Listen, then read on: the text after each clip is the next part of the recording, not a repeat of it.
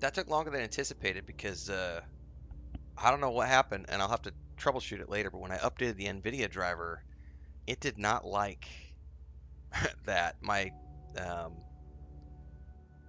capture card got upset at the signal that was coming from the laptop to this, and then I had a blue screen crash on the laptop, which is like, what? So I've never had that happen before. That was weird. So, but I think I got everything working now. We'll see. Heinrich says we're doing a guided street food tour and beer today in Rome. I love Rome. Rome is a good city. Oh, we're definitely getting some stuttering, which I've never had before. And I guarantee you it's not the game. It's... Alright, it might have cleared itself up. I know that there's something going on with my capture card right now, because my capture card is not happy with the new NVIDIA settings. So we may have to do some additional tweaking on the fly as we go in this morning. No, that was different. The first stream disappearing was Twitch was not capturing for some odd reason. Steam and YouTube were fine, but it was not sending a signal to Twitch, so I had to restart Streamlabs. I really do think I need to talk to some people. What I'd really love is it's impossible to get a hold of guys like Code Carnage, because I would love to know what software they are using to do their multi-streaming, because Streamlabs is not cutting it for me anymore. Half the time I start streams, it doesn't send the signal. I'm not allowed to do any more of for right now, as an example, if you're watching on Twitch and YouTube, the Twitch chat is lagging behind like 15 seconds because I can't.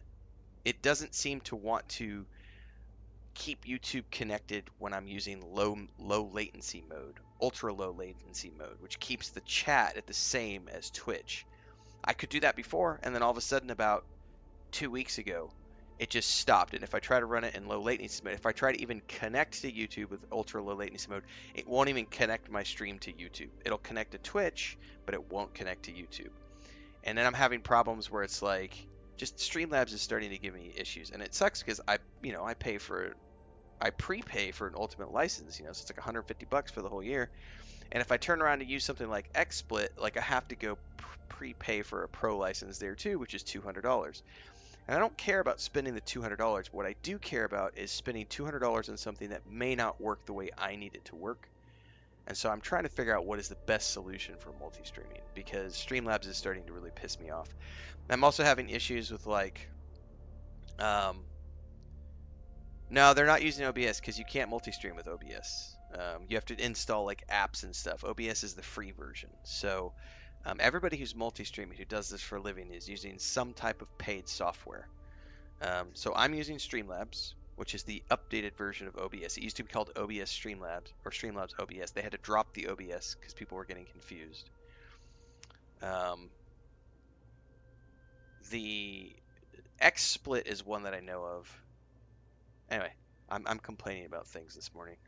All right, so last night we did a stream, an unexpected stream, and we went and ran an instance, and the instance bugged out. We have to go rerun the instance this morning, which is unfortunate, but there's nothing we can do about it. The best part about last night's stream was we were live for about 3 hours, and Joel was here the whole time and got to see the issue that happened. And we were all laughing about it because he was like, I'm gonna shoot somebody when I get to the office tomorrow, because he was there when the instance crashed on it. So we gotta go rerun that this morning.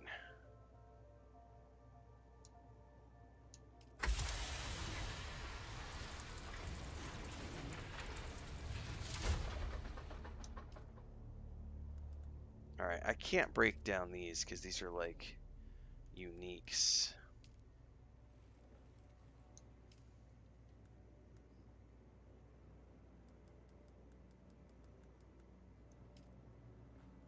Oh yeah, he watches. I think he's tuned in like 4 or 5 times to my streams. Usually just drops in for a few minutes, but he actually hung out last night for a few hours, so he is able to see, because we also had another slight little hiccup last night, but it was related to just the server had a hiccup, and we were able to just relog the client and fixed it. But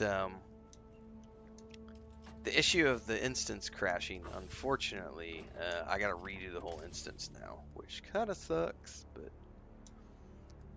and in order to prepare for that, I need to make bandages before I go, or check to see if I have.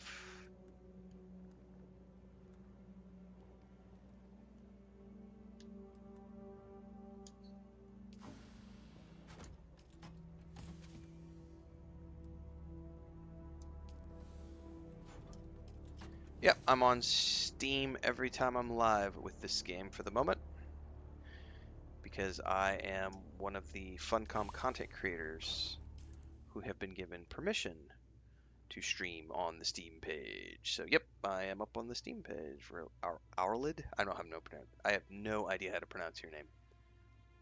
Varalid? Tara says another guy watch has trouble with it helping adjust his sound.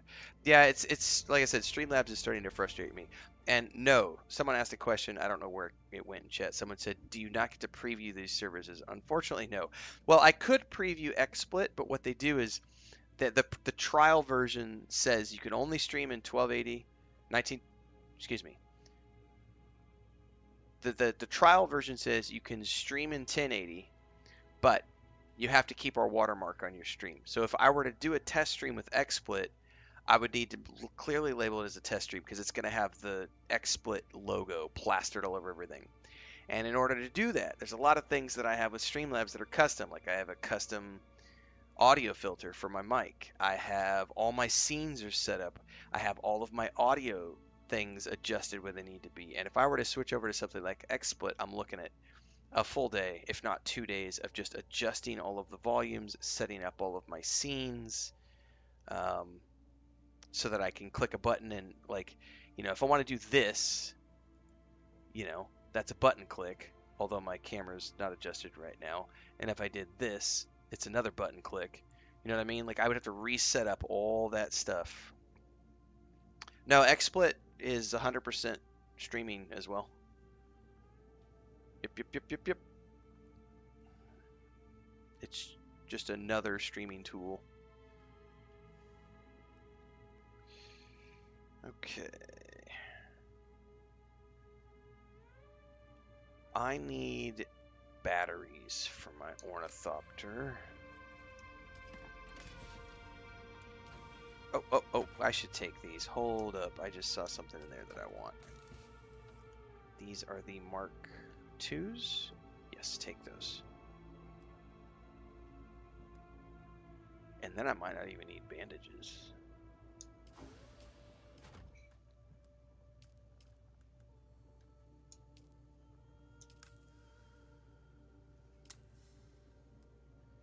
I'm going to go ahead and make bandages anyway, though, just so that I have on hand. So let me craft. I need to bring the other keyboard over here.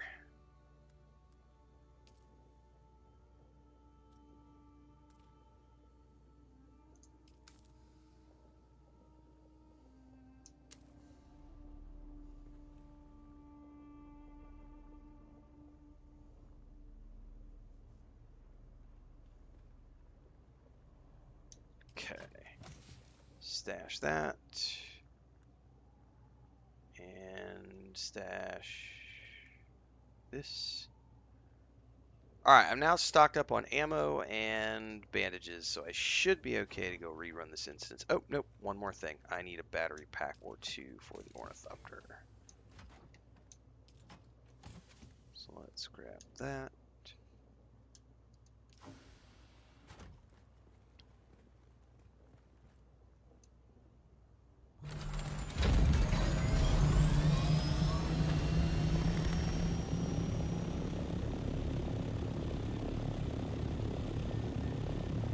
Just rated with a party of 21 over on Twitch. The Kiwis are taking over. We sometimes have some Kiwis in chat. I don't know if JK is here this morning, but I know Transcend is here. They're Aussie. Thandar is Australia. I know we have quite a few oceanic folks.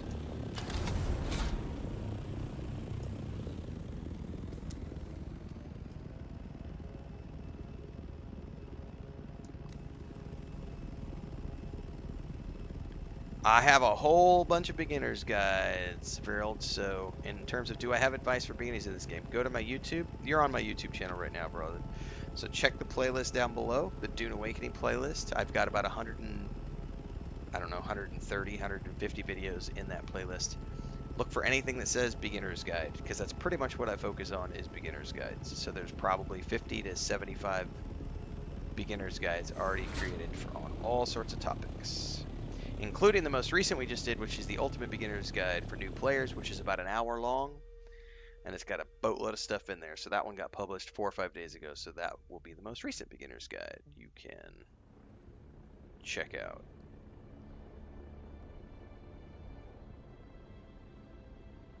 Alright, we gotta go back to Harco Village and redo this instance.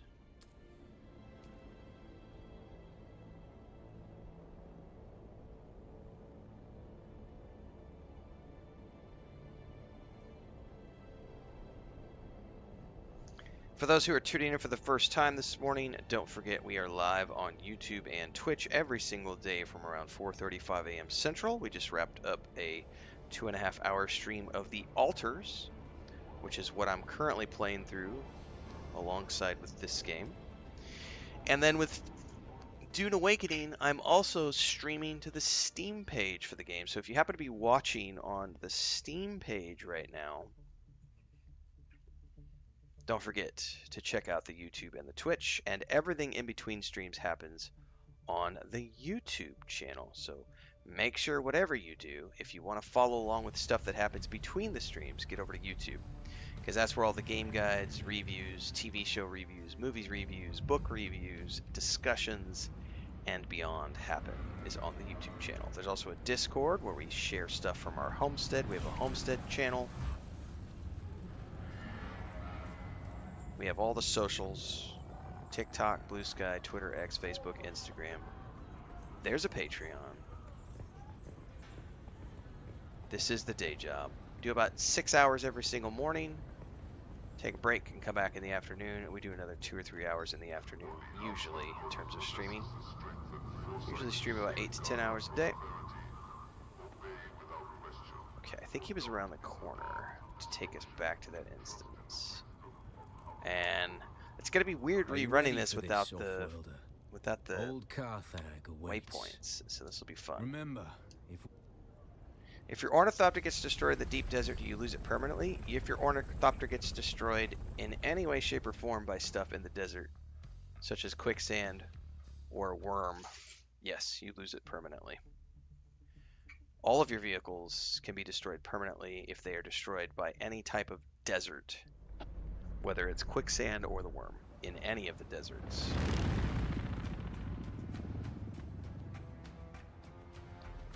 Good morning, Benign Darkness. Heinrich says, am I the only Icelander? There are only 400k Icelanders in existence, so we're a lucky find.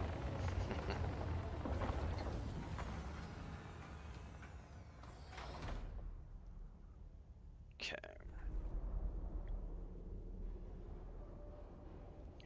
Okay, so we get to go do this instance again because of the bug last night.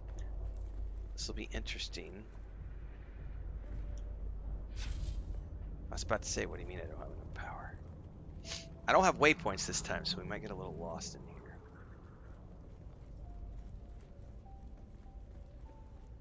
Because I think we have to rerun it to the point where it tells us to escape again.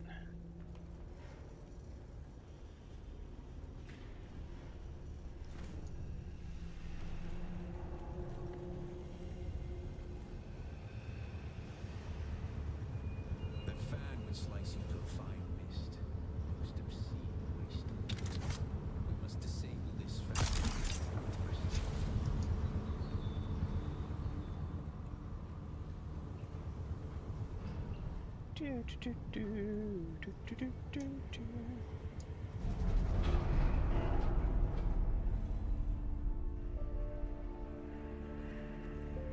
I missed that the first time when we did this last night. He jumped down into the pit, which I missed.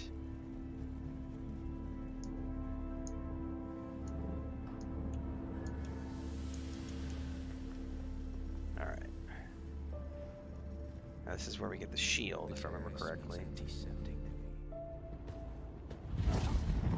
Make her take our soul. I'm gonna skip these cutscenes because we saw them last night, everybody.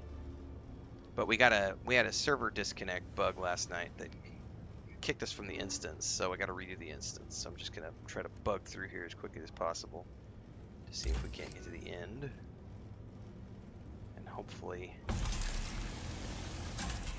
credit.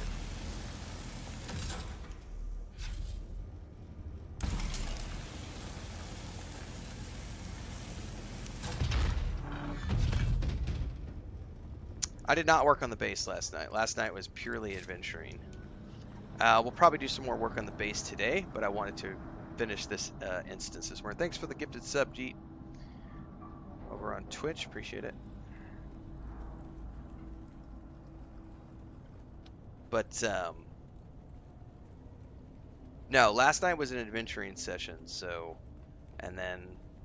Off-world, are you there? I'm certain you've noticed by now we had a little bit of a hiccup with this instance, so we're rerunning it this morning. Well beyond normal Harkonnen And then I will devilry. probably go back. I see things that raise the work darkest on of the base again suspicions. some more today. I'm not... Sand and sky. One moment, Off-worlder. I must examine this.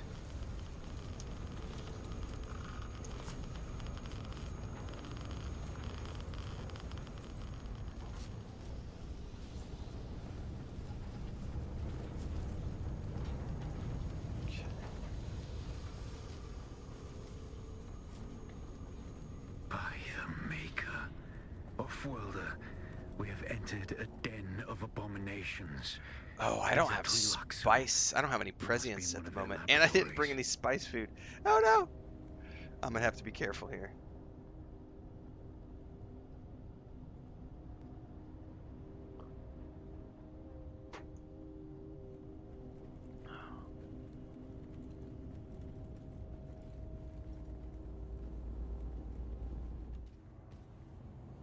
Attend.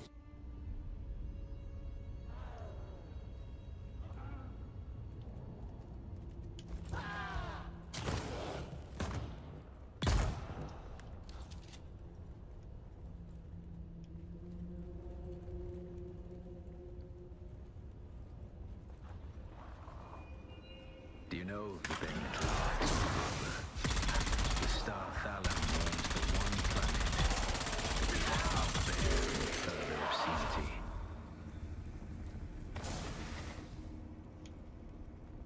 Alright, I'm not gonna worry about side chambers right now, because literally I just want to try to get through this instance as quickly as possible. Because we did fully explore this place last night.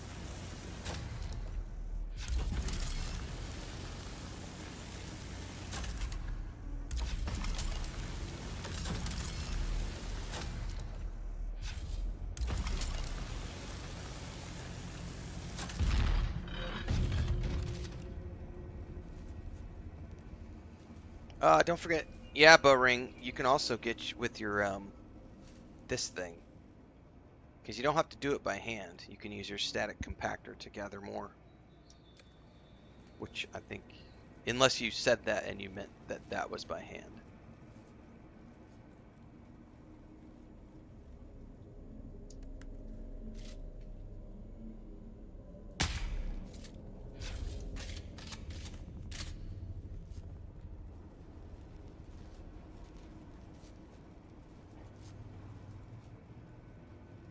I don't know which way I need to go. Oh, he went this way.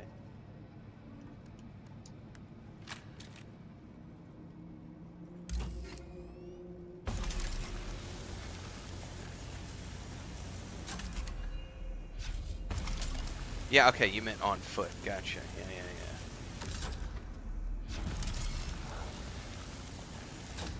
Yeah, I hear you. Don't attack me until I cut down the door, please.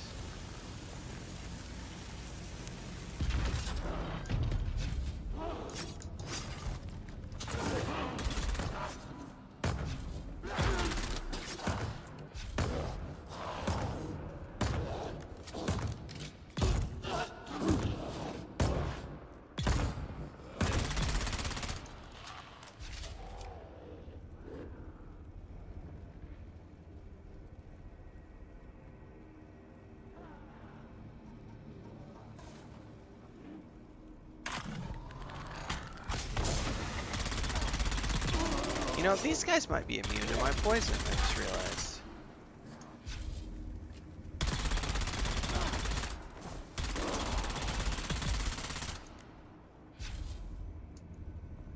Oh, I did not favorite those.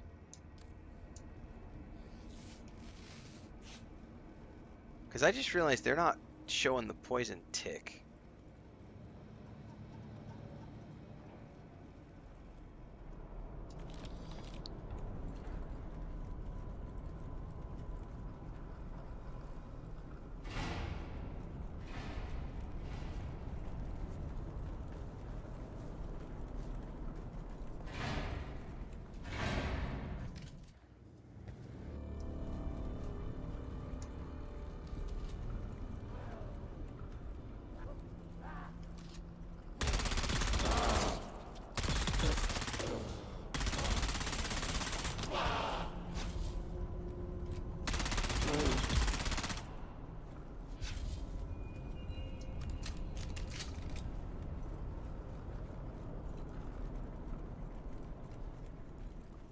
If I remember correctly, this was the room where we're about to get mauled.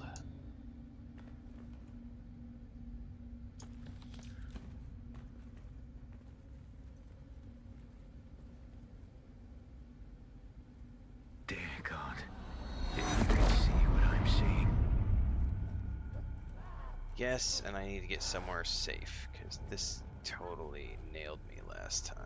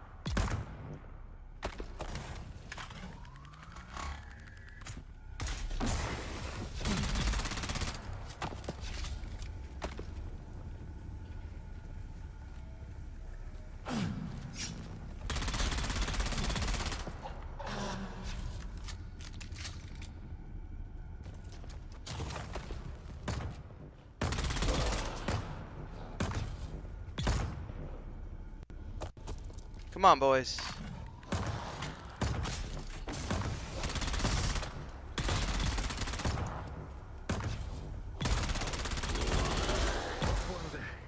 It's terrible. Monstrous past all sanity. Okay, they're gonna come at me again.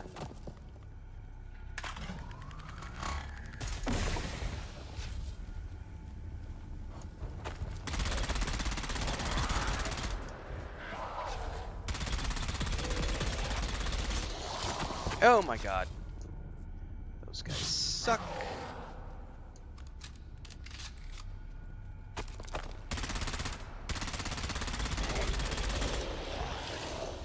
Oh, I don't have the stamina.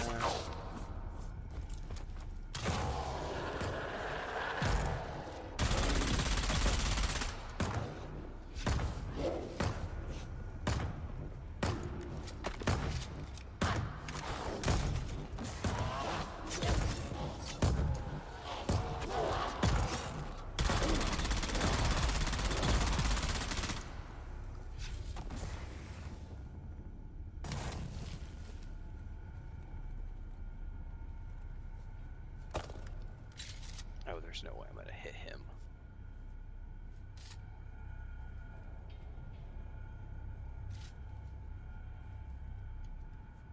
I cannot tell you, Off-Worlder. It's utterly beyond thought. Can't I believe dare I not made that tell you. shot. The most disturbing of my stream could not showcase. They are not.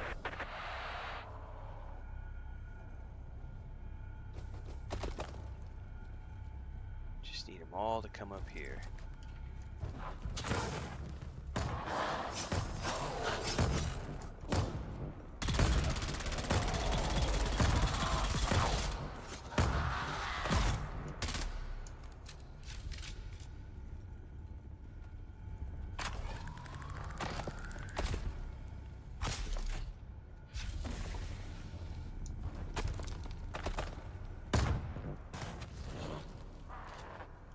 Oh, they do show the poison tick right now.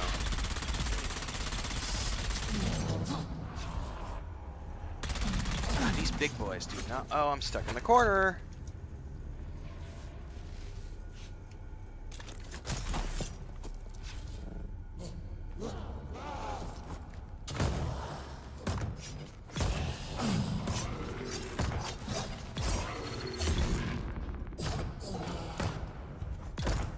Heal up, heal up, heal up, heal up, heal up. He got me with a slow blade.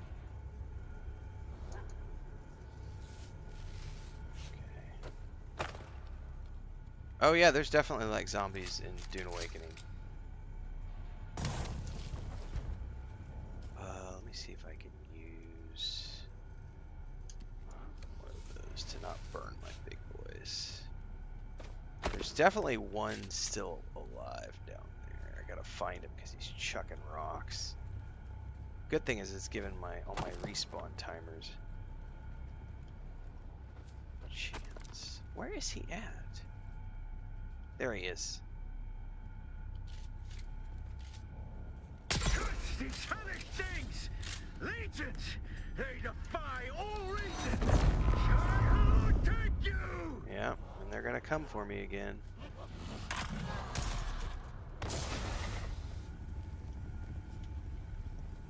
Just a whole boatload of them just gonna come and eat my face off!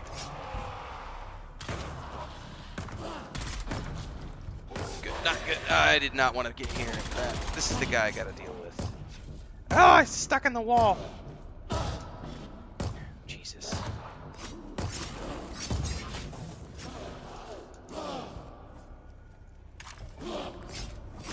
I gotta bail. I gotta bail.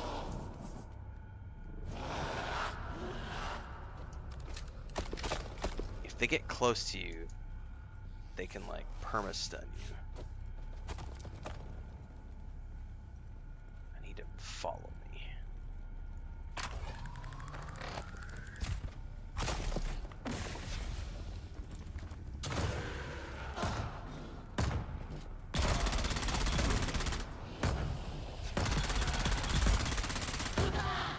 These are the big boys that I really gotta worry about.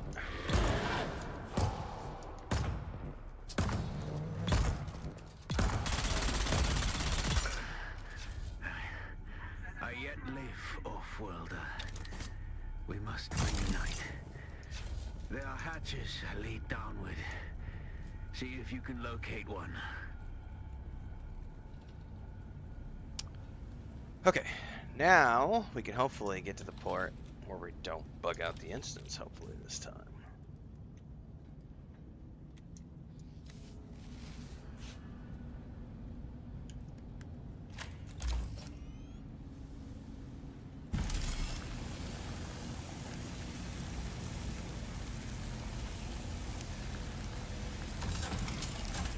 Well, it's definitely a lab, and I'm sort of skipping the cutscenes because I did this last night, but we bugged out, and so I had to rerun it this morning to try to get the credit.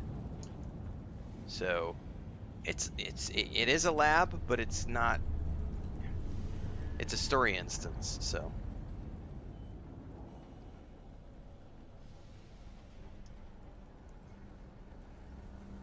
If you want the full story version, you're gonna want to watch last night's stream, and because I didn't spacebar my way through any of that stuff. Here, I'm not interested in it. I just want to get through and get to the end and see if I can't actually get the credit, which is escape the facility. I've entered a large cavern and will await you here. Hurry. I think it was this way. Yep, there he is. Now we may have to deal. Those guys may follow me all the way down. Alright. I have seen things this day that I will never speak of. I don't think they followed. The memory of it will mercifully die. Come, let us continue.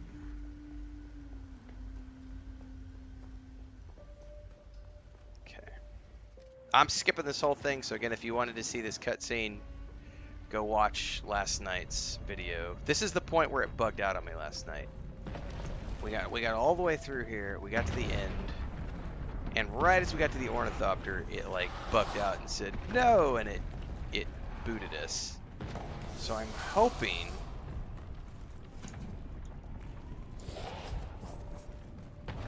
my shields are not up.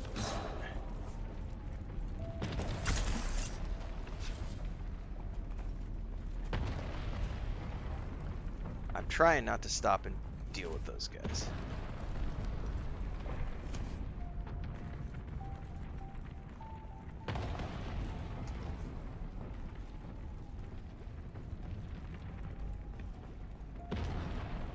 Because we are on a timer. Because Joel said you actually have to touch the ornithopter, and I did not get a chance to touch the ornithopter. I think it triggered that. I think it worked that time because it literally just triggered the quest. Because I saw the check mark go and I heard the ding, so I think we're good. I think we're good. Yes, reach a safe distance from the facility. I think we're good. Fingers crossed. That's where we wanted to get to last night, but it didn't. It didn't want to let us get there. All right, let's track Hogga Basin. Get back to my base. We'll do any follow-up that we have to do. I also inadvertently went into the deep desert last night because I got turned around and had to get a little guidance to get out. We're going to come in from the north.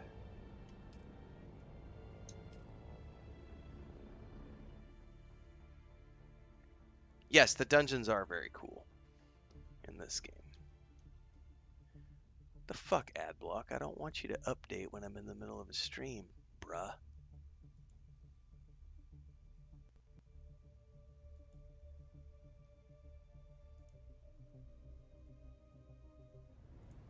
Okay.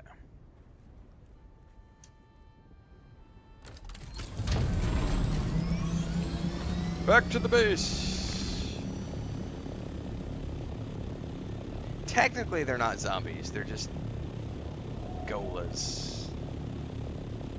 For like mindless golems. But that instance, by the way, that we just sped through, has a super cool story. I would highly recommend that you go check out last night's stream. I think which is episode 28, maybe. I think we're on episode 29 right now. I think it was episode 28.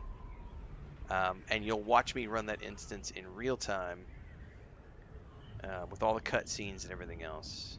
Hello? Are you there? So you made it out. Good. I want to hear all about it, but it's complicated. Okay. After Fade Routha was spotted in Arakim, Mother and Father have put me on lockdown. For different reasons, of course. Father thinks the Harkonnen want to abduct and force me to submit to the betrothal with Fade. Mother, well, she's more worried about my meeting Zentara without a chaperone, I think. We've got history. Speaking of the most wanted man in the Imperium, he's disappeared again, hasn't he? Did he say when he'll make contact? The man is frustratingly hard to pin down. No, he's not around anymore, He honey. does love playing the dashing outlaw. Ooh, I got I'll his reach out crystal. again when I can find the time. Be safe. Now, I wonder if it's like the other Chris knives that break when you use them for the first time.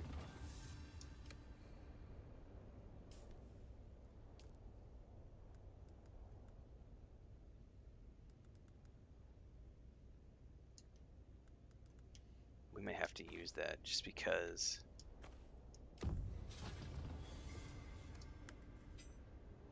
Oh, it looks wicked cool, man. Do I have any customizations for the Chris knives? No, but I can apply color swatches. No. No. Alright. It might be because it's a unique. Alright. We may have to try that out and see if it breaks or not. Because it is his. Chris knives usually break after one attack, so I'm not sure if his will break or not.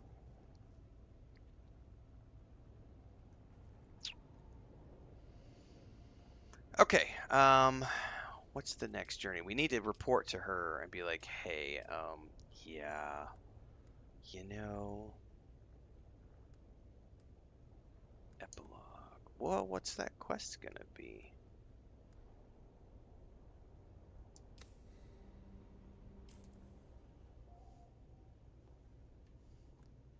She's on lockdown.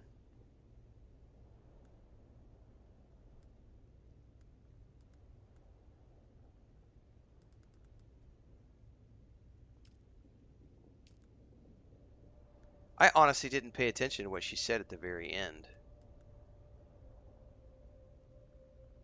Okay. Now hang on. The epilogue says, with Arisa unable to meet me and Alara Tulit giving me the cold shoulder, it seems as though I just need to live my best life on Arrakis until they are free to speak to me once again. So I just need to keep doing whatever I'm going to be doing, and eventually they'll contact me. I wonder if that's going to be a post. I wonder if that's going to be like a story update they do later on, or if there's still stuff to do as I get deeper into this. I still do have I still have stuff to do, so number one priority would probably be figuring out. I could finish the Mentat storyline, and I need to do the Planetologist storyline as well. But we may do some base building here this morning. I'll decide here in a few.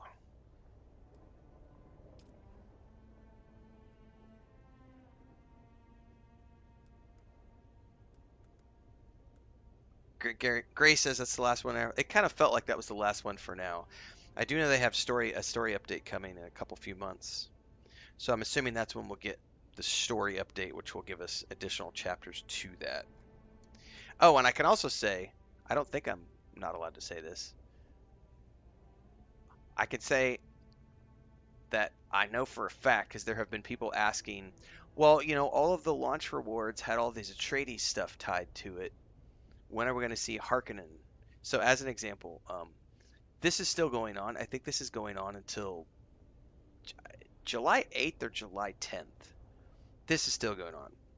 So this is a cool supporter creator thing, and you get a really awesome Atreides outfit for that. But a lot of people have been saying, hey, like the Ultimate Edition had Atreides stuff, and this has Atreides stuff. Where's the Harkonnen stuff? There's definitely Harkonnen stuff coming. I don't know when, but I don't think I'm spoiling anything by saying that. There's definitely Harkonnen stuff coming, which I'm really excited for, and I can't wait. Like, I'm gonna end up having to have a Harkonnen alt too, just so that I can, yeah.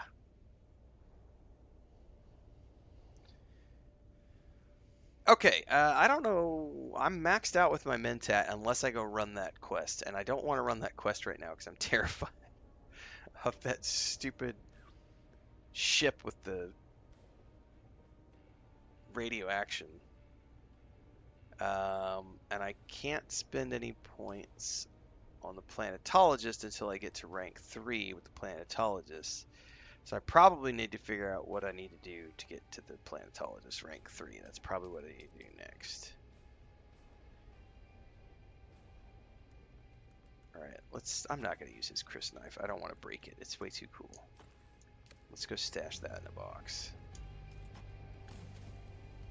Because I have a bunch of unique gear now.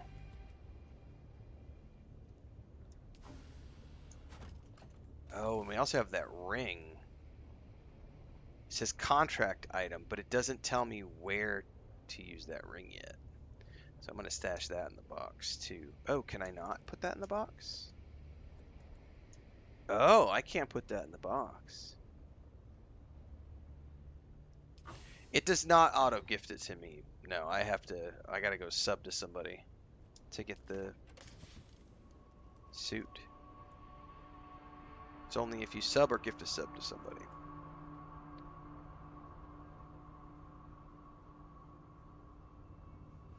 Yeah, that was like my main, the backup ISP last week, Transcend, was down for 3 days.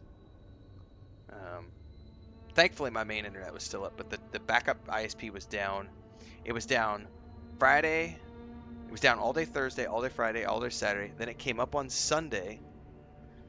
And then I streamed on it on Sunday. And then went back down again on Monday. This was last week. It went down on Monday. Gray says that one doesn't break. Oh, Well, I know the normal ones break when you use them. So if this one doesn't break, I'm switching over to the Chris knife. Just for shits and giggles. We're going to go try that out. I also can't get rid of this, the Ixion Discoder. Like, this is like a quest item that I can't get rid of. Like, I can't seem to deposit. I wonder if I could manually do it. Hang on, I got to get the other mouse and keyboard over here.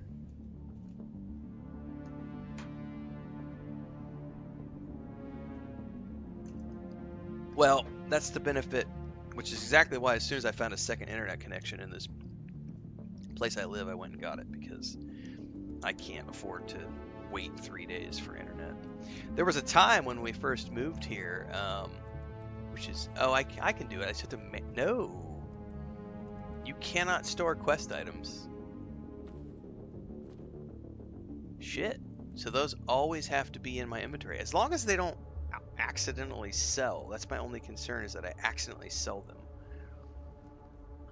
I don't need binoculars. I haven't needed binoculars for like 75 hours of gameplay.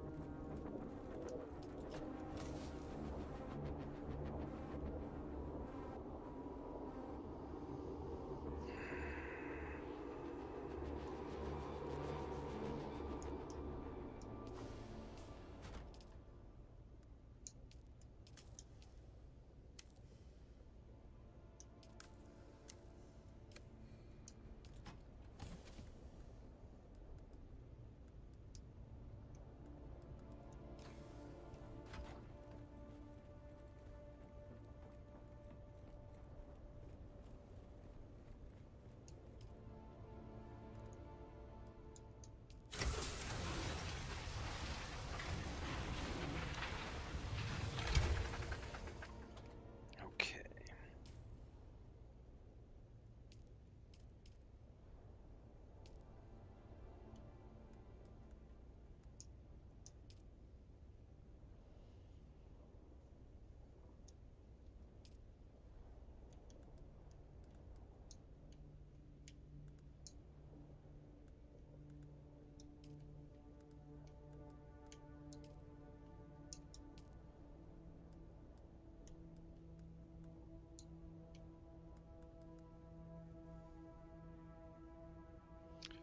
I'm going to go look this up because I have no idea where to get to the next tier of the Planetologist. So let me Google that, because I wouldn't mind getting the rank 3 Planetologist stuff this morning.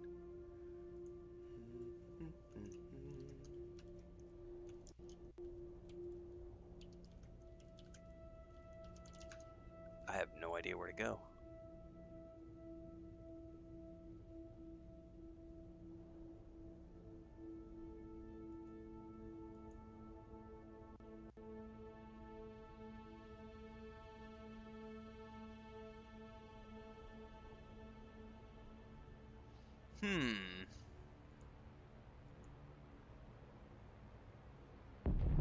No, we just went back to him. Well, unless he's changed Falcons. I went back to him a couple days ago and he still didn't have anything. So maybe he's ready to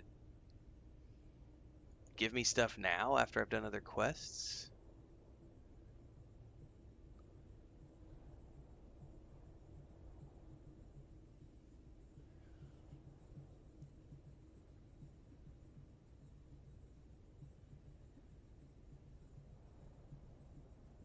Huh.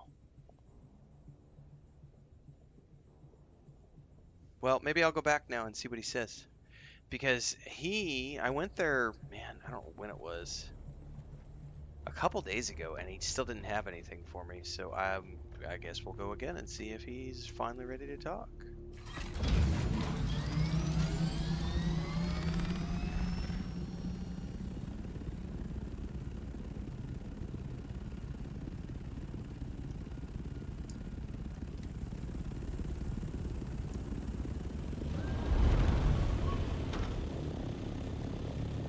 Oh, I always forget about that archway.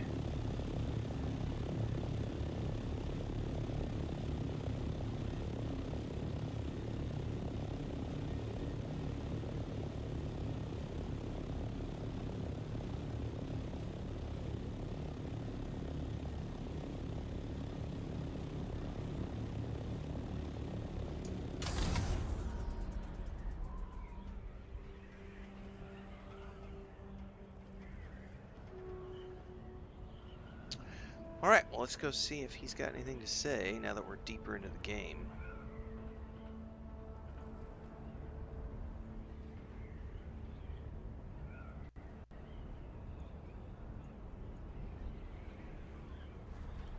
Yeah, but see, I haven't rescued him since the second time. I rescued him the second time, and he said, "Well, talk to you later," and then it's not happened. Like, I haven't heard from him, and I totally went back and talked to him. It was a couple days ago, and he still didn't have. And then I checked with his superior in Arakeen. He didn't have anything, so I've been at a bit of a loss. I'm assuming, and we were assuming the other day when we went and talked to him, a bunch of people in chat said it may be that you have to find him in a third testing station, and I just haven't found that third testing station yet. Space Beaver just gifted a membership over on YouTube. Thanks for the support, man. Appreciate it. If you're new on YouTube, don't forget to check the channel members section for the private videos that our channel members get to watch. I've surveyed every area that's available, Howie, so I don't need to anymore. The only thing that changes every week is the location of like ground spawns for resources, and that is no big deal because just roll around in your buggy or whatever and you'll find them really quickly.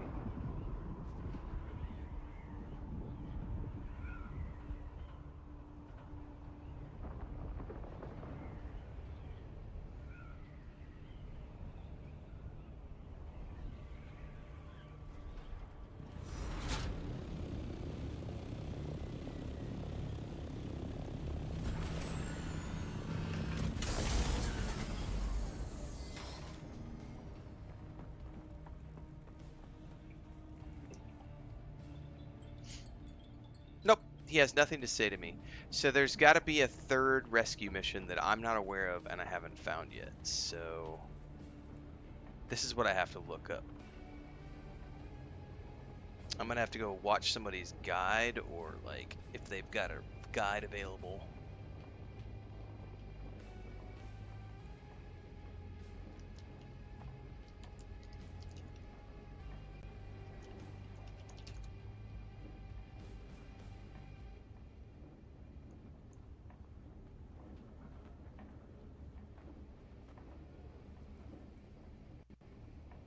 That's testing station number 2.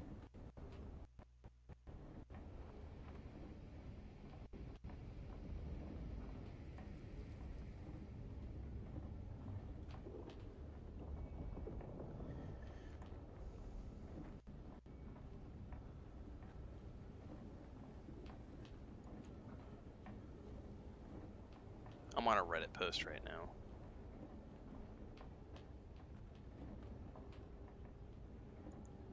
Okay. Ah, there's a written version. Thank you. I don't want to have to watch somebody's video right now.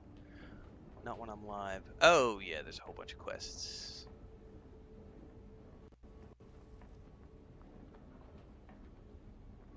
Okay, so we unlocked that. Buried archives, we did that. Adhering to the hierarchy. Then we met with his boss, we did that. Speak with him to complete the quest, okay. Next we head north to Jabal Ifrit, Imperial Testing Station number 76. He's going to be in a cage inside. This is what I'm missing. Imperial Testing Station number 76. Okay.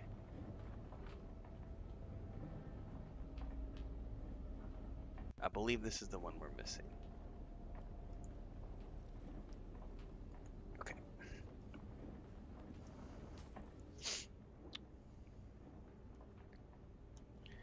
So, he was in a cage, and the funny thing is I've been into all of these up here, but I probably missed him somehow. It's 23, 63. I did not look at their map. I probably should have checked their map. 29, 117. I probably should have checked their map. 76. That's the one we got to go to next. All right.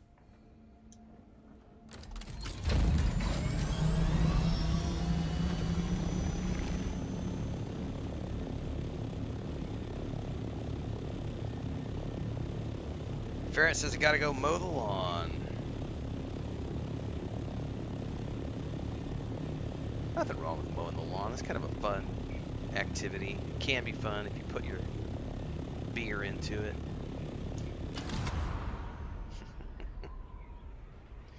Don't just put your back into it, put your beer into it. And then mowing the lawn could be fun. It's like going to the gym on beer. Although I suppose if you're just riding a lawnmower, it's not.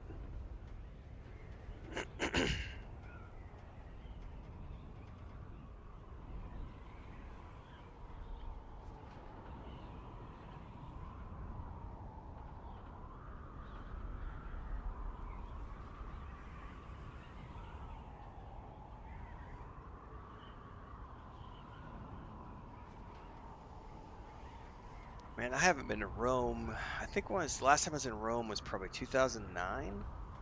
The last time I was in Rome. It's been a long time.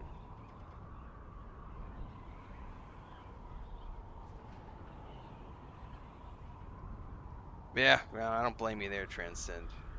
That's like ceramic tile and natural stone. I was a third generation third generation craftsman. I'll never do that ever again. I did that for a living for 20 plus years, and I will never, not, at least not for money.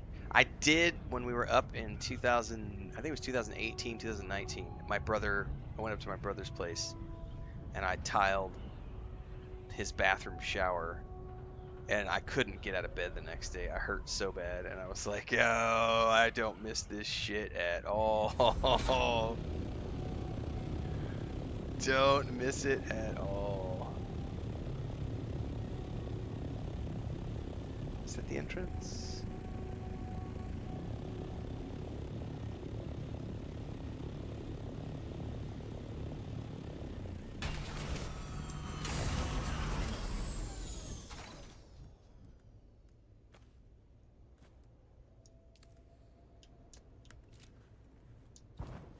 Oh, I'm in the vehicle. Hang on. Go. There we go. What's up, Bubbleonium?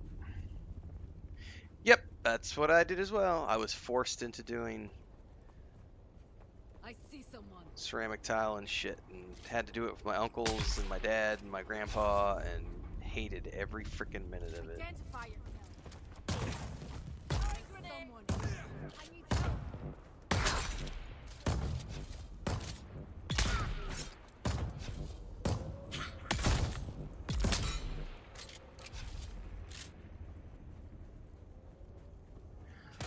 Alright, so what I don't know is if he's inside in a cage or outside in a cage. So, I think the first thing we're doing is we're looking for a cage.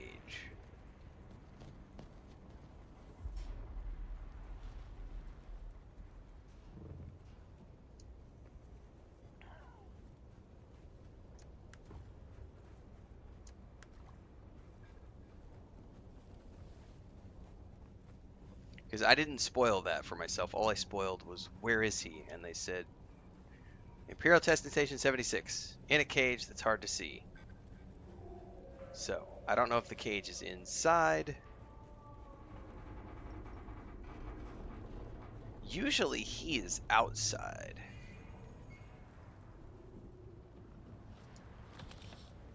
Yeah, that's definitely a no, Bubbleonia. I honestly don't think anybody could pay me enough to do it ever again. Like, I'm sure there's a number, but it would be a really, really high number. I tell you what, it's not going to be anything less than 50 grand, I'll tell you that much. Yeah, Sig, I'm talking Planetologist. I'm trying to find him for the next step. I had to look this up because I didn't know where to, because we found him every time, and this time I had not seen him. And all I read, I avoided spoiling it for myself. It was just like, Imperial Testing Station 76 in a cage. And I'm like, okay, was it a cage outside or inside? And that's what we're trying to find out right now. Oh, there's a cage right up ahead. Well, there's cages. He's right here. Jesus, I never saw this. I came down in here and blew right past him. I never even saw that. Like, he's right here. All right, see you, Heinrich. Enjoy your Hello.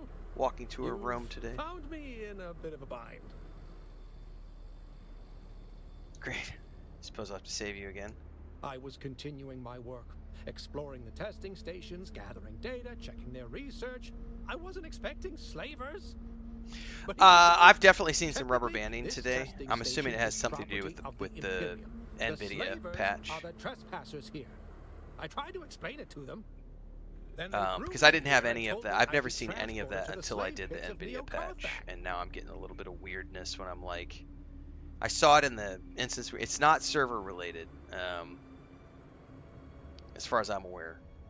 It appears to be graphic. Think if your viewers travel to renovate one of their bathrooms. No, I had a friend, his wife was trying to get. This has been a few years ago now. They live in Seattle. He works for Microsoft. They make really good money. They like make $500,000 a year together, right? They make really good money. And she was complaining. She wanted to get like this whole. She was trying to get the bathrooms renovated with the kitchen and everything else. And she literally, she complained on Facebook that she got quoted like 35 to 40,000. And I looked at what she was doing, and I wrote her a big reply back on Facebook about how I wouldn't do that for less than $80,000, and she was like, "That's just ridiculous. There's no way I would pay that kind of money." And I was like, "Well, then good luck finding, because the guys you're getting who are willing to do it for like 40 grand are doing it for half of what I do it for." Like the amount of work that would have gone into, because it was a remodel. So on a remodel, you have to worry about things like, well, shit, I got to protect the carpet. I got to worry about, they've got TVs, they've got paintings, they've got kitchen sets, they're living in the home. So I've got to put drop cloths everywhere. I got to worry about dust and trash. I got to rent a trash. I'm going to have to get a trash dumpster. I'm going to have to rent a dumpster. And then I have to worry about getting all that stuff to the landfill. So I got to do the demo first, protect everything in the house on the way out. It's like a lot of people don't understand what goes into a remodelation. It's like the remodelation, the demo and all that cleanup is going to be as much as the actual installation of the new shit, because it's labor and all my costs. I've got maintenance on my vehicles, I've got my expenses for my crew, I've got the expense of the trash container, I've got the expense of keeping your house clean and not breaking all your shit. All that stuff that goes into that. And it's like, no, it's going to be like 35 grand for that. It's going to be like 35 grand for that. And then there's an additional 10,000 for transport and all this other stuff. And then I got to put my guys up in hotels while we're working there. And it's like, no, it's 80 grand. Oh, there's no way I'd pay that. And it's like, and that's why I don't work that job anymore, because I got sick and tired of dealing with people who are like, I just shouldn't have to pay you $500 a day. You're just a fucking blue collar construction worker. You don't need to make money. And it's like, bitch, I've got specialized skills as a third generation craftsman. I make as much as a fucking lawyer does. So don't sit here and tell me that I shouldn't be making $500 a day. And this is, that was my salary back in like 2007. I would probably make, I bet that's up to like $1,000 a day now if I was still working that trade. Just for, inflation and everything else. But it's like the idea that just because you're a blue collar worker, you're not allowed to make any money is ridiculous. It's like, no, honey, this is a specialized skill.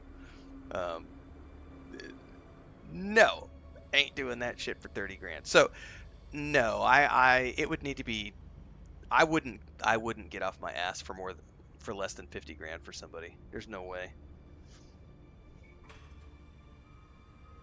And it would have to be a really special project to make me want to even go do it in the first place. Like, oh, you want me to come tile your generic convenience store? No. Oh, wait. So here's what would interest me. The last project I worked on was up in Steamboat Springs, Colorado. The guy bought 2 halves of a duplex, this luxury duplex up in this ski resort town called the Porches. It's like a little subdivision called the Porches. And if I remember correctly, he paid like $7 million for the 2 halves together. It was like $3.5 million. So he bought the whole building. So it was like a duplex, and he ripped the middle out so that he could buy the whole thing. This guy spent $250,000 on a massive conference table that was harvested out of coral off the coast of Australia, shipped it over on a cargo vessel, helicoptered it in, and dropped it in with a helicopter down into the basement for his conference room, and then built the house around the conference table. Because this was a thing, once it's in, it's there for life. Like $250,000 for this coral reef conference table. Then he had these like fossilized, like 18-inch wide, they were like 2 inches thick, like 18-inch by 18-inch, 2 inches thick, fossil, again, coral reef. And so you were looking at the side of the fossil, and they had these big squares, and we had to hang them going up the stairwell out of the basement into the rest of the duplex. And we had to install these on a floating wall so that they would move if he wanted to go up and like touch them, and it would cause a rippling effect throughout this wall. So we had to work with an engineer to create this like weird suspension thing. Then he wanted in the master bathroom. This was this was nuts, dude. So the master bathroom, he wanted it's been so long ago, I got to remember exactly how this worked. So he wanted an overhead shower, right? Like from the top down. But we had to build he wanted a floating pad, so when he walked into the shower, he was standing on a pad that would float on top of the water. So we had to get with the plumbers and an engineer and design this from scratch. Like this was the last big project that I worked on. So these are the kind of things that I used to do for a living. So we had to go in, and it was like a 6-foot wide, 6x6 square, and we had to design this floating platform with these gravity drains so that wouldn't just drain all the water, because it had to keep the water to suspend the walking platform where you would go in.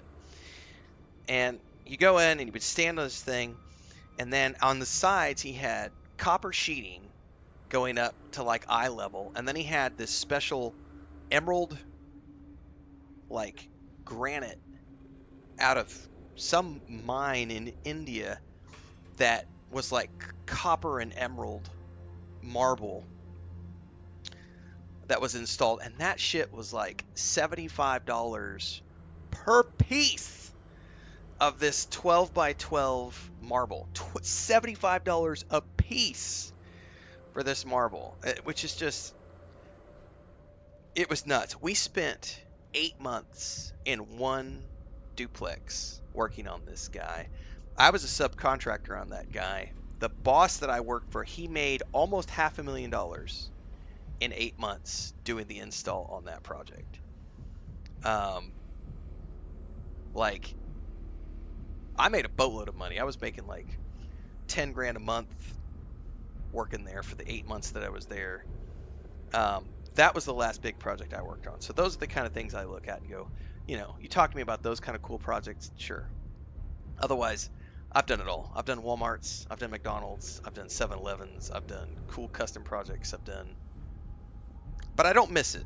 It's like the lawn thing that Transcend was saying. Never want to mow a lawn again. I don't ever want to do that shit ever again. Not even in my own house. I don't like doing it. It's like, I'll just pay somebody.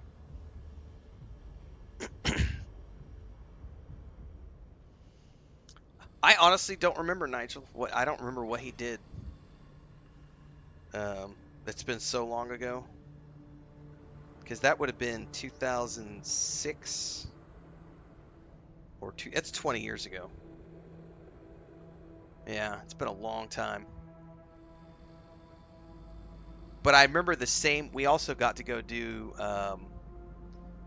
we did a condo for the guys who the South Park guys. They had a condo up in Steamboat that we went and worked on. And I remember that was at the beginning of like when people had like remote webcams, because they would fly up like once a week or so to check on things, but the rest of the time they would have conference calls with the contractors via webcam, and they're all back in Colorado Springs or Denver or wherever, and they're calling in and having guys walk around the unit with like a webcam and it's being relayed back to them and oh, that looks cool. What if we do that over here? And it was just that was like the beginning of like, well, now we can have remote phone calls with the owner. They don't have to be on site. Um, I got to do some cool projects over the years.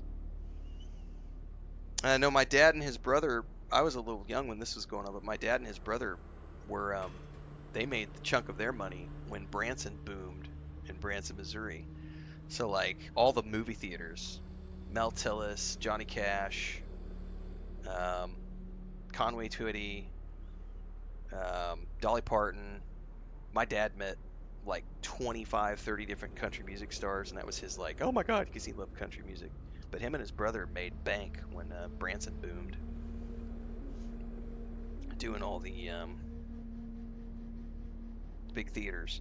I do remember that was one of the coolest projects I remember when I was a kid. Was we went and worked on the owners of Silver Dollar City, which is like a big amusement park now these days, but it was a lot smaller back then. She flew in. I can't remember the pricing. I just remember being a kid and being awed by this. She flew in a lady from South Africa who was this specialized painter and painted this entire like book study room in like this jungle setting. I'm like, flew the lady in from South Africa and had her just work for like 3 or 4 months on painting this entire. And I remember just looking at that going, I'm like in awe of the art that went into this and the fact that someone would fly someone in from another part of the world. But when you have money, it's like, why not? No, wait, not yet. There is something more important here.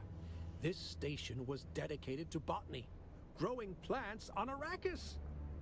Yeah, After Cyprian fuck mowing rejected lawns my ever petition again. for Kynes' research, I decided I didn't care. I'm not going to let some fop from Kytane tell me what to do. And this station, what they were trying to do here, aligns directly with what Kynes wanted me to do. So here I am. I just didn't expect the slavers. I just didn't expect the slavers. Just what you always do. Find the mnemic films and bring them to me.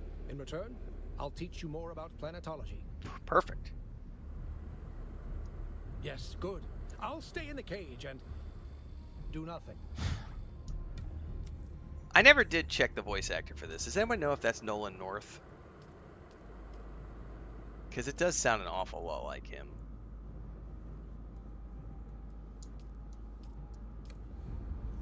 I never went and looked it up.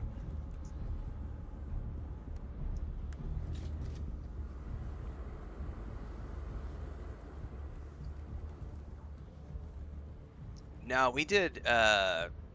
Chris and I had grand designs to like do a bunch of concrete work out back for the catio, and I think the day after, when I cut the rebar, and then I screwed my leg up when I fell and everything else, and then that project just completely got put on hold, and neither one of us have wanted to go back to it. We literally talked about it. And it's like, we're just gonna pay someone. Like, we're just gonna hire someone to do it because neither one of us wants to go out there and mix concrete anymore. It's like, nah, it was good. We set the pillars, we set the posts, we did all that by hand. We cut all the rebar by ourselves by hand. It's like neither one of us. We both realize we're too old to be doing that shit anymore. And we're just happy to pay someone. I mean, there are little projects that we don't mind doing. Like yesterday afternoon, because of the storm, we had to cut down some tree limbs off of a tree in our front because it was hitting one of our drain pipes. And that was like an hour and a half with a machete and a handsaw, cutting limbs off, getting all sweaty. And even that was we were both like, ugh, we just need to hire a maintenance dude. It's just... We're both getting to the age where it's like, we have the money, let's just pay someone to do this shit. Sector weather alert. A large sandstorm is approaching. There's nothing wrong with doing things that you enjoy, but yeah, if you have disposable income, like, definitely just hire someone else to do it. You've arrived at Botanical Testing Station number 76. I'm Station Leader Rymar. Correct. Flashbacks. I should have paid someone to do this shit. It's like the whiff of concrete sends me into PTSD mode. I start trembling. It's like, no.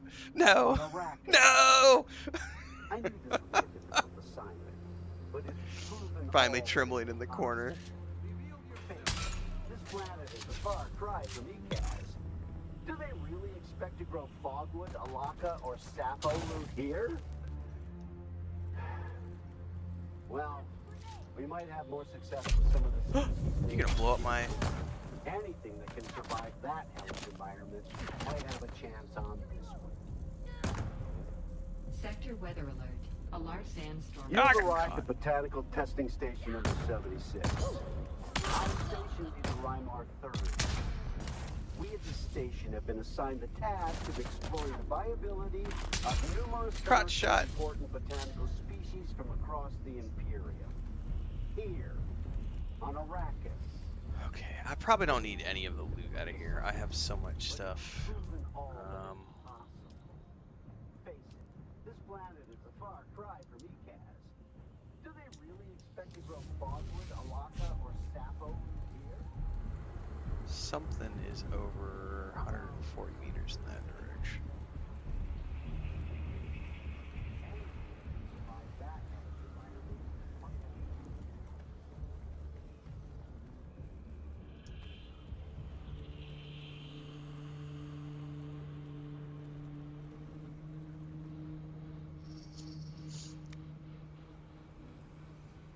I think you can find a way to do things like that recreationally.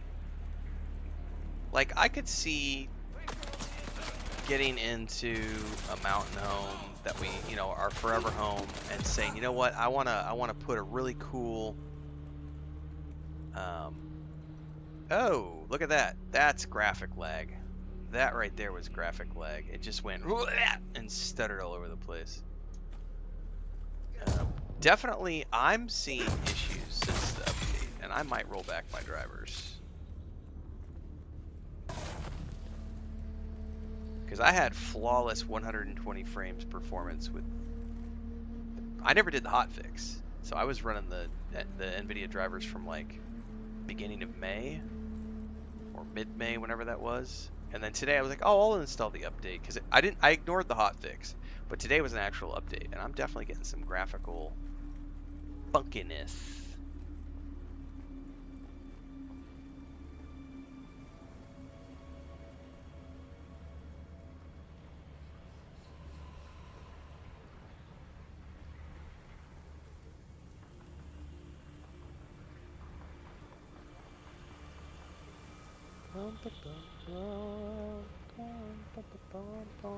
Who goes there? Me. I'm who goes there. Interloper.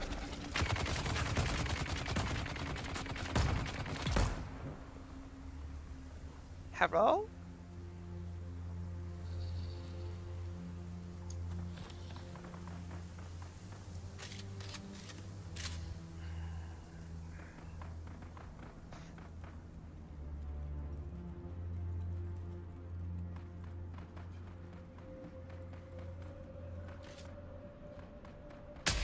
Who's that? Oh, are you getting up again? No, poison got you. Drink up.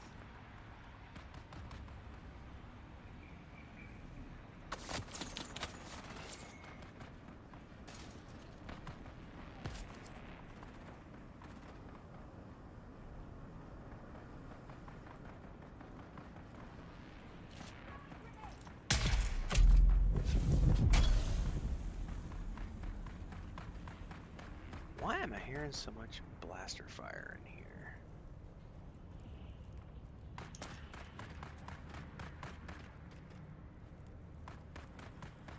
It's not blaster fire. It's darts, man. Get it right. Wrong universe.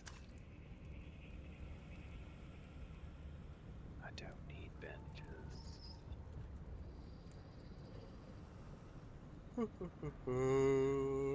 Yeah, buddy.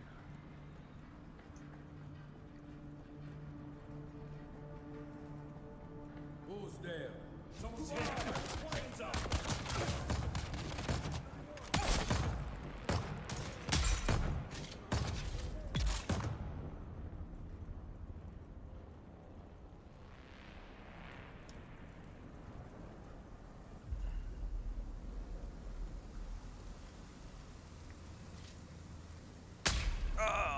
was gonna say I thought I missed.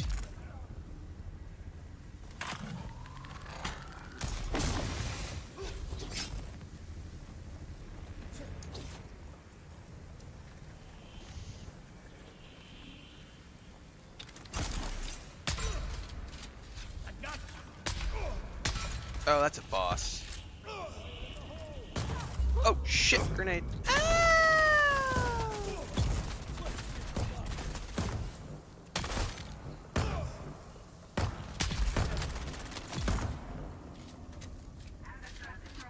Access granted. However, I want something that is 70 meters up in that direction, and I want to know how I missed it.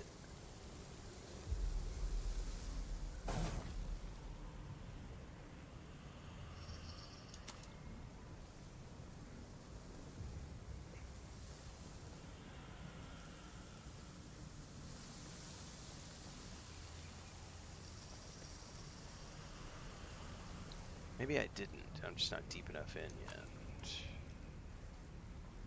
I don't care about any of this stuff. I got plenty of ammo. What's in the locker?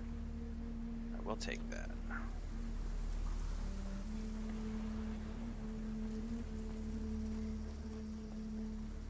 Where was that door?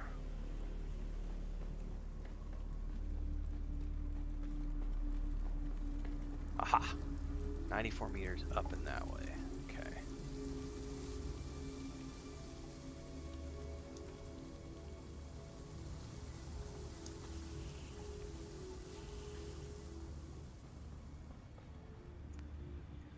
Somewhere over there.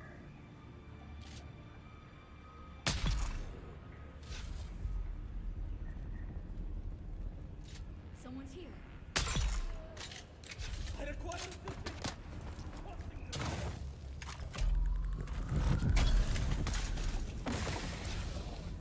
Oh, that captures your grenades or your. Oh, can I pull myself out? Oh, I don't know. I'm gonna have to play around with those.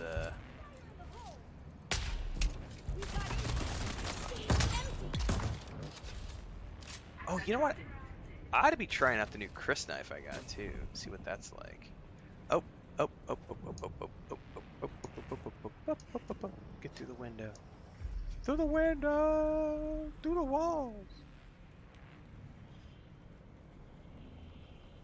And with a still suit, I definitely got sweat dripping down my. Oh yeah.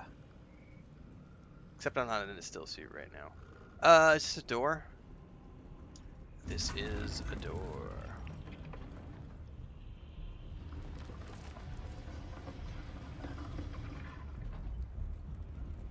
Here's what I'm looking for.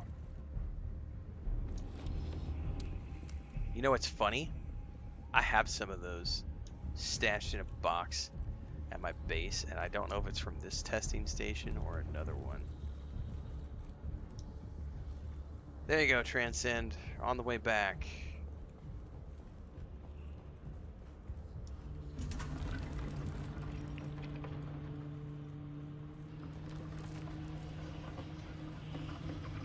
Alright, now I need the keys to Derek's cage.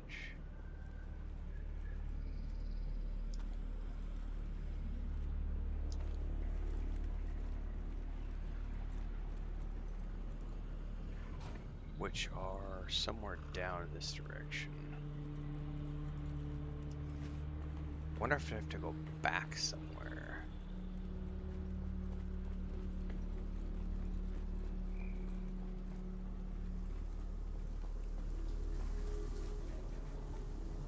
No, they might be through. Yeah, I might just need to go deeper down.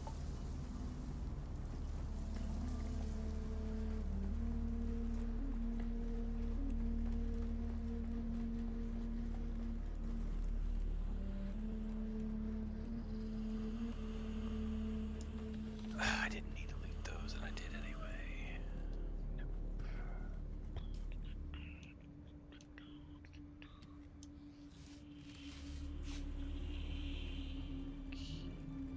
68 meters that way. Reaper gloves.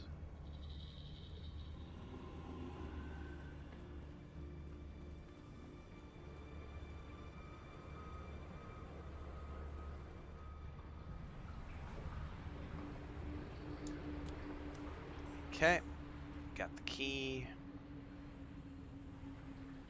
Now I gotta get him out.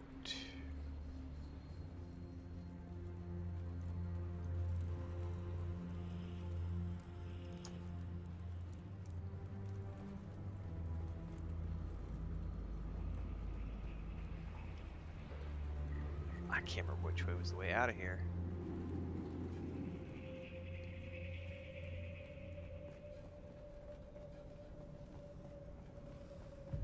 I don't remember which way was the way out.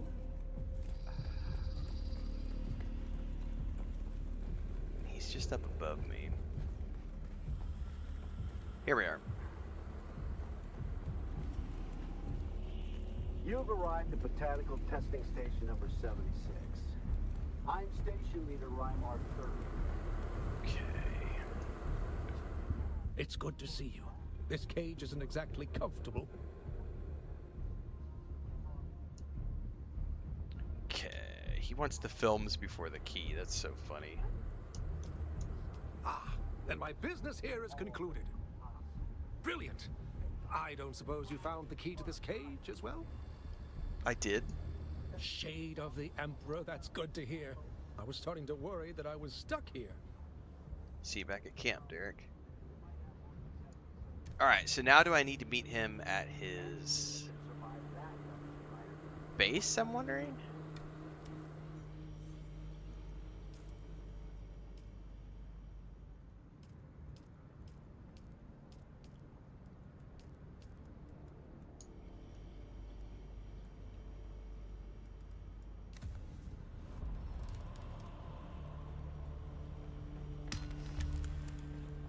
I'm gonna fly back to him. I know I unlocked the skills, but we'll see. Alright, see ya, Cyrus.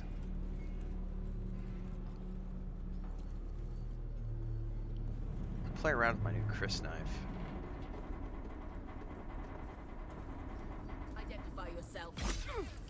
Where is everybody? Target found. Oh no! It did break. So whoever said earlier that they were able to use that Chris knife multiple times, I don't know that you did, and if you did, it was bugged. Because it definitely broke on me after the first use. Hide!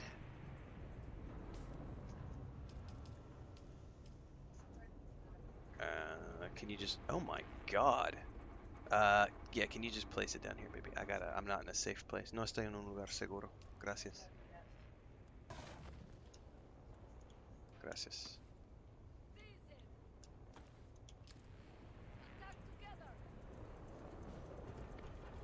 Reveal yourself.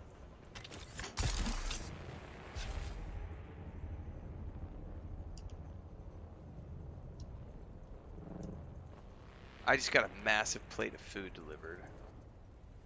So this will be a perfect time for the ASMR mukbang portion of the stream. I want to go check in on him though, because I wonder if he has...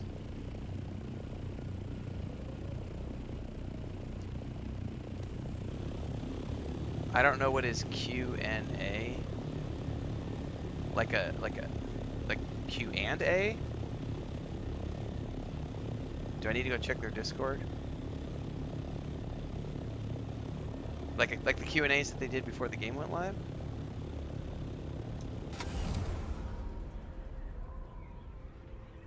An AMA. Copy that.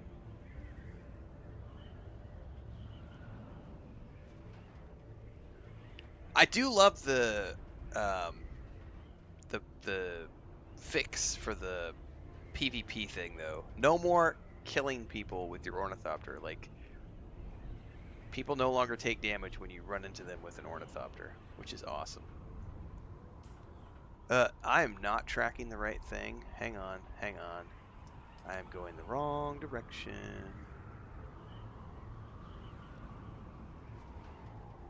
I don't know where I was heading.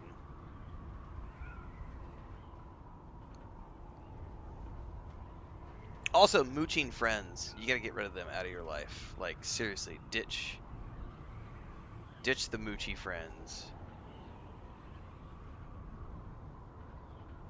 Like, there's emergency situations where you can like loan a friend money or loan a family member money, but like apart from like life or death situations, if someone comes to me asking for money and it's not life or death, I remove them from my life. Here's a funny story. So there was a lady 3 streets down from us that Chris used to buy chicken from because she does fresh chicken, and so when we don't have our own chickens to butcher, Chris would buy chicken from her. And we'd been buying chicken from her for like 3 months, and suddenly one day Chris gets a text message on WhatsApp saying, "Hey, I'm gonna be over at your house in like 10 minutes." And Chris is like, okay. Like, we don't know this lady. We've bought chicken from her for like 3 months, right? She's a person we buy things from. She shows up at our door and asks Chris to loan her money, like the equivalent of a few $100s. And it was like, no. And then, so Chris got a little off put by that. And then, like, a couple weeks went by, and Chris was over there buying chicken, and the lady asked her again for money. And we stopped buying chicken from her. Because who the hell? What? We don't know you. Why are you asking us for money? Like, ask your friends for money. You don't ask random strangers. It's like, and we're not sure if usually people don't make assumptions where we live, but there is the possibility that she was making an assumption that because Chris is I've been married thinking about the files to we me, pulled from that last that testing we have station. money or something. And it's like, bitch, do you see me driving a car? I walk everywhere. Like, I'm extremely frugal. Like, I won't even spend money on a vehicle. Like, I'll just take a taxi. Like, I'm saving all my money for another property, like in investments opportunities. Like, but like the idea that I'm just gonna loan you money because we've bought chicken from you, no, I think at this point the only person I would even consider loaning money to would be like my brother, and it would have to be like a life or death situation. Like, just don't loan money to anybody. Cut moochy people out of your life. Yes, that's the one. The mnemic film contained the logs and inventory of the station. But after careful Massive inspection, breakfast this I morning, believe guys. it Oh has my been god. altered. I got fried plantains, which are fried bananas. I've got, it looks like a couple of fried eggs. Chilaquiles, which if you don't know what chilaquiles are, these are chilaquiles rojos with fresh red salsa and refried beans. This looks amazing. That's a massive plate of food. I'm going to reorganize that. And there is a fly or something I'm going to have to kill in here. We're going to get to that in a minute. A dead fish. I need to borrow 87 cents. It's a loan. It's for the IRS. I think somebody was manipulating the records at the testing stations, and it was someone who had access. I think it was Kynes. Why would the Imperial Planetologist be altering Imperial That's records? the puzzling part. By all accounts, Pardo Kynes was an excellent Imperial servant. But what of his child? So little is known. Cyprian Io has denied me access to Kynes' research.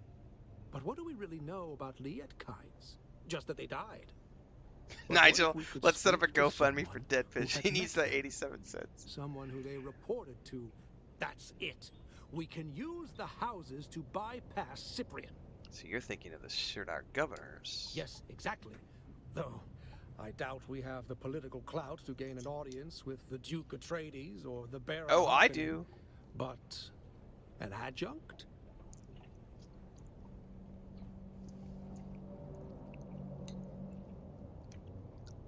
Oh, that's good, man.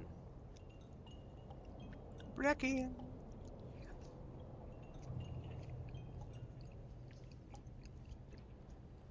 For just a penny a day, you too can save a starving dead fish.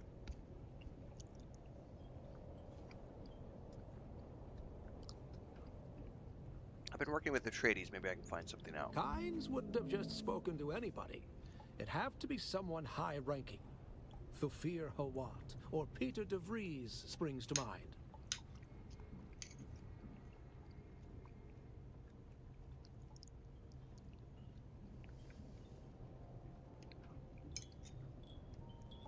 Well, I'd say we're about to go talk to Thufir Howat in Arakeen.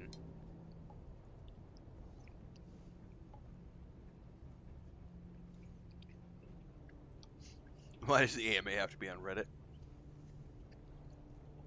Unfortunately, Reddit, for all its flaws, still hosts a boatload of traffic.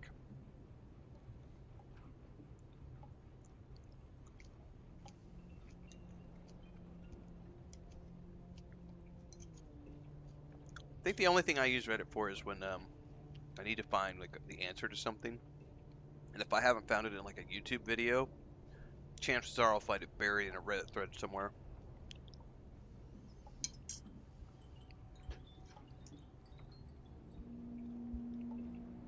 Here, let's just do this with mouse and keyboard. You probably only need to speak to one of them, but find out what you can.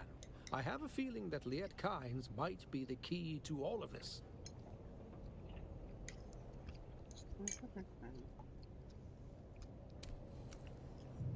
Alright, let me finish my breakfast before we go to Arakeen.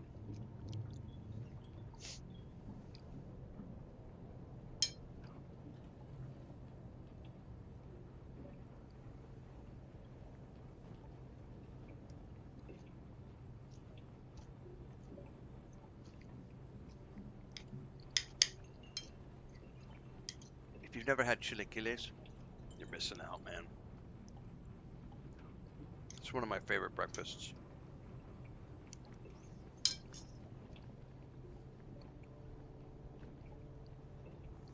I do have rank 3 skills now, so I can go spend a bunch of my points that I've been saving up.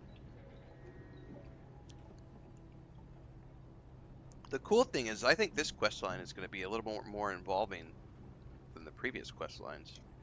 Because it sounds like we're about to go do something to do with Kynes as well, or at least Kynes' daughter.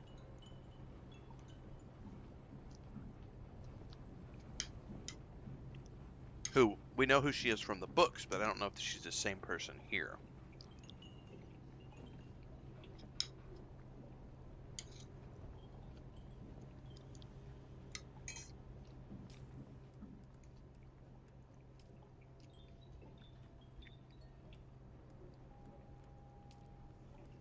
Alright.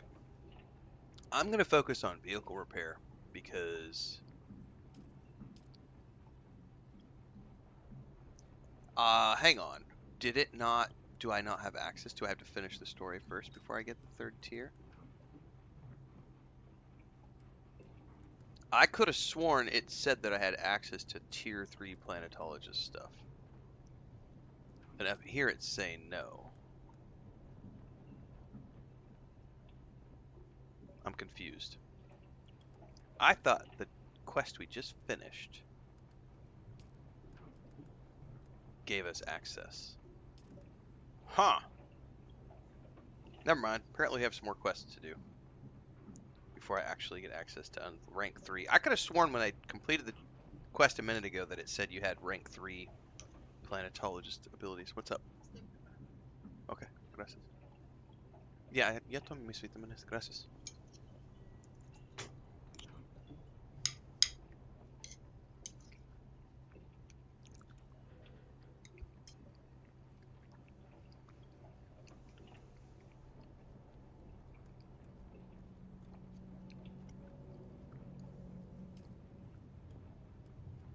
Well, hoo-ha. Yeah, I didn't bother watching the last one. I was like, I pretty much knew everything they were going to say anywhere. It's mostly for the people who don't pay attention.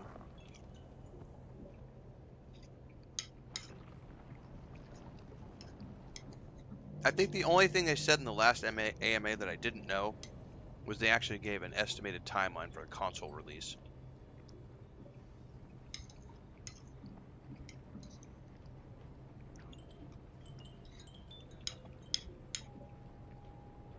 And then I was like, oh, okay, cool.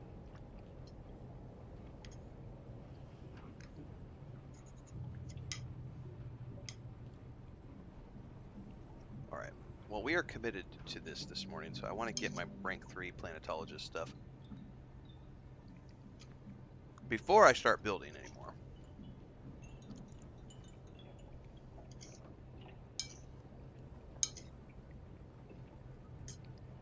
Make sure I'm not missing It's anything always here. good to see you, friend.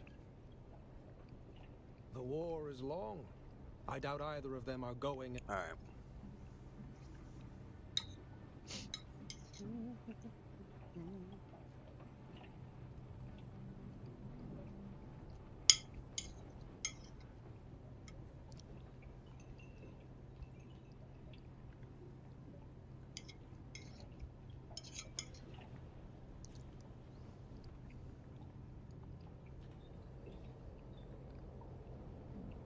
There should be an IMDb page or something of that type, JDL, to confirm who the voice actors are.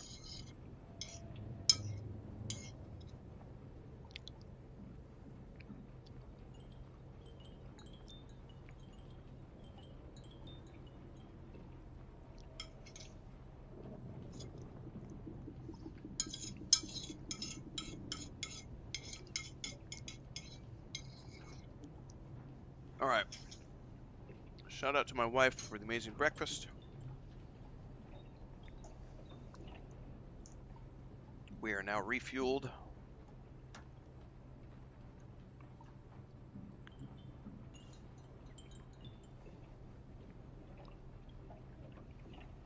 A phone charging here.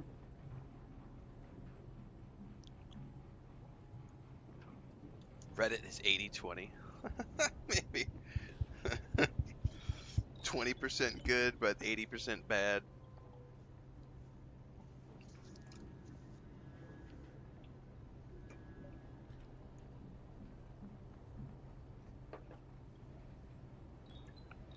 All right.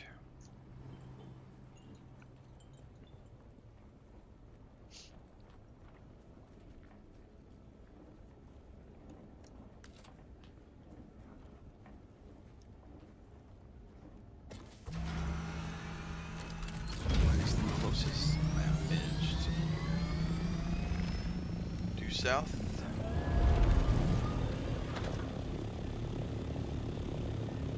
Excuse me. Birds! Don't get caught in my thopter. I don't need to crash into the sand because of birds in my fuel lines.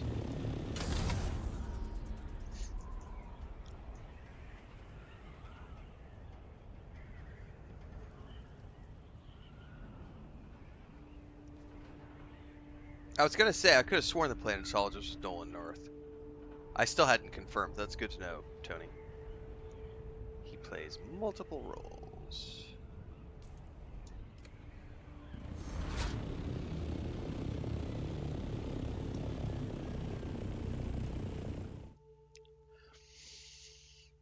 Well, at some point, I think every single big content creator out there has a subreddit around their community. I mean, it's great for traffic. Problem is, if you don't want to moderate it, you know, I'm not paying nobody to moderate my shit. It's like, not really worth it.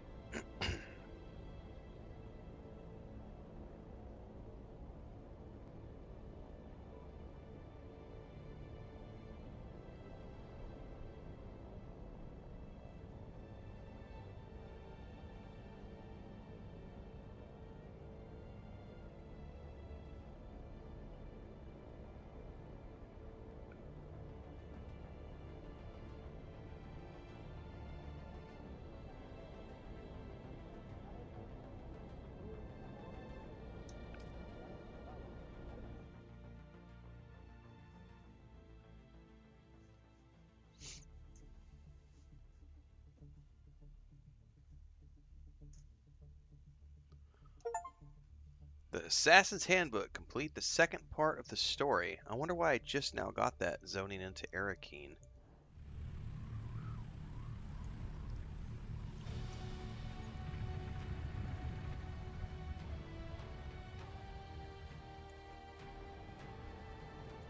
Strange.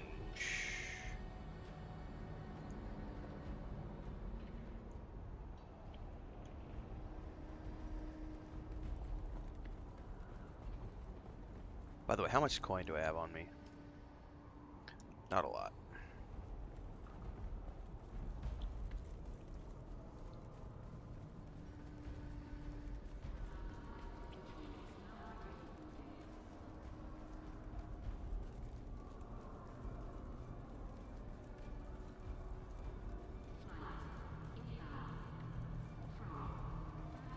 That's not, you're not wrong, Bubbleinia. What type of person chooses to, the type of people that choose to be a Reddit mod? Oh man.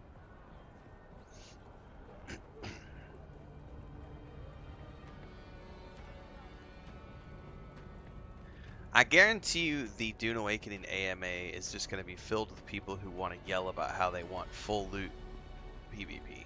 That's literally what it's going to be full of. Because the rest of the people who are playing the game are having too much fun playing the game to care about any of that stuff. But there's that 1% of hyper-focused guys who are like, the PvP is completely pointless in this game if I'm not getting other people's gear from it. Rah! That'll be what the AMA is going to be. Sorry. Occupational hazard. Alright, do you have any info about Liet Kynes? If you knew what I knew of Zane DeWitt, you'd see your words are even wiser than you suspect. Perhaps you will listen to your own excellent advice. We got a completely different line of dialogue than what he just said.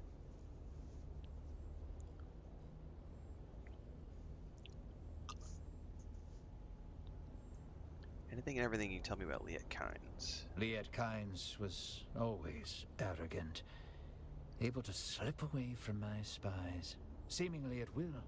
Half a servant of the Imperium, half a wild Fremen. What always puzzled me the most about Kynes was how little the war bothered them. At least until the Sardaukar began their little genocide. Then it became personal. Kynes was instrumental in clearing the sieges, evacuating the Fremen, warning them. But in the end, Kynes only achieved death. Pulling down the walls of the siege Tal was a brave, desperate move. Was he researching? Kynes was always tight-lipped on the subject. Something of great importance to the Fremen, I'd imagine. It wasn't the spice, I can tell you that. How do you know that? Kynes sneered when we mentioned it. Like the Fremen, Kynes had no interest in the spice. No, whatever research Kynes was doing died at Siege Tarl. Oh, are you about to go to another siege? It's a Fremen place, though long destroyed by the Sardaukar. The siege itself was destroyed in the battle, but the entrance still exists. Booyah! In Haga Basin, north of Misa Tiril, where the Udum meets the Shield Wall. That's all that remains of Kynes and Siege Tarl. Okay. We follow the steps of what? Why smuggle? Who on it? Finally, Alright, this is the such same line a of dialogue you if gave we us do before. that. For now, we need to develop a... Alright, we need to head out. And find the entrance to Siege Tarl. So I'm definitely getting, like, just turning around from there, I had a hitch, and I had a hitch coming in here too. I had 0 hitching on the previous drivers, so I'm probably gonna, if I remember, I'm gonna roll back to the other drivers today. But the question is, do I remember to roll back the drivers later today?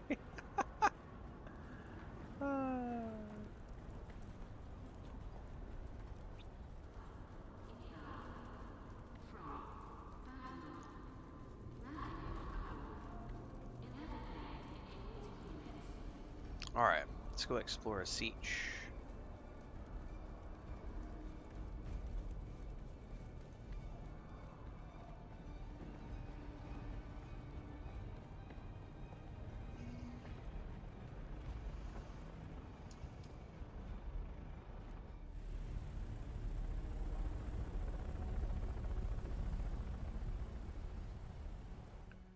Dun dun dun dun dun dun dun dun dun.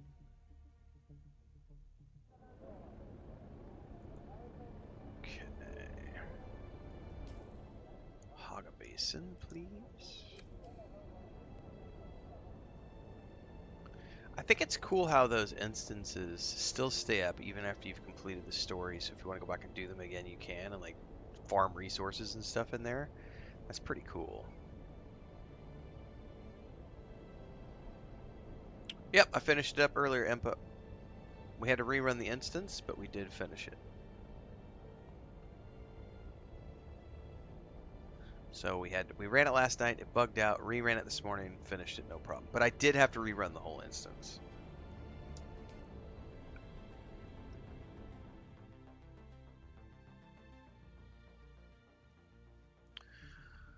Oh, that's true, Transcend. They did have a patch today. Yeah.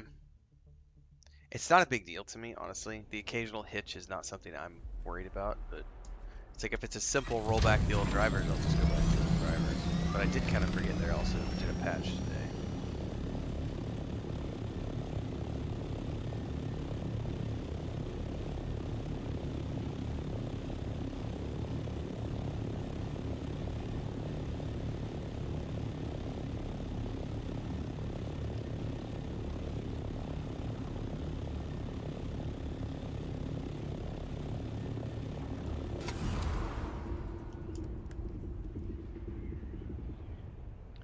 I hear a grumpy worm somewhere down below.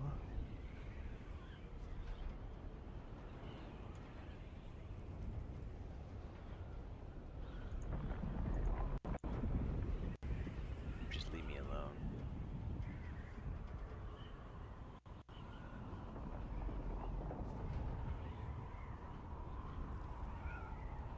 Wow, dude, there are people who are still pissed about Dragon Age Veilguard. I opened up my filtered comments on YouTube, and there's a comment on my final review of Dragon Age the Veilguard. Hey, let me get to a safe spot. I gotta read this. It's too funny not to read. I gotta travel all the way across here, though. I might actually be okay. Let's just leave this for now. We're on glide mode. How can you not feel like a complete shill after the Bloomberg article spilled the tea on Dragon Age Veilguard's troubled development? It was a complete disaster, but yet you rate the game a 9 simply to spite the trollbots, or whatever you call them. And let's stop pretending the game devs are wonderful, talented individuals, because they are nothing but troll shit.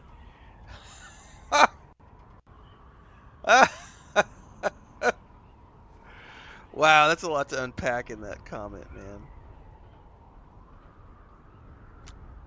My review of Dragon Age Veilguard had nothing to do with spiting anybody. I liked the game. I think Dragon Age Veilguard was a damn good time. I had a great time playing it. I did 2 full playthroughs. Not paid to play it. You don't get to call me a shill unless I've received a paycheck for something. When I've received a paycheck for something, you can call me a shill.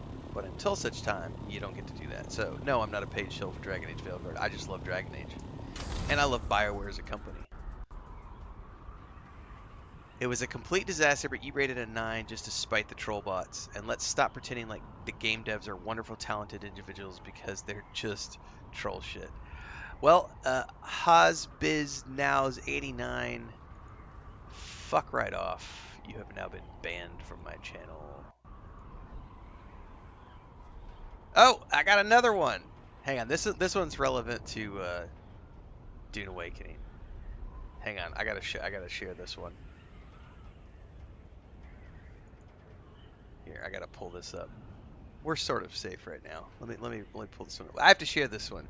This is too funny not to share because this is related to Dune Awakening.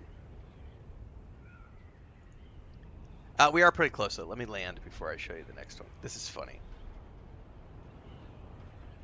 This is funny.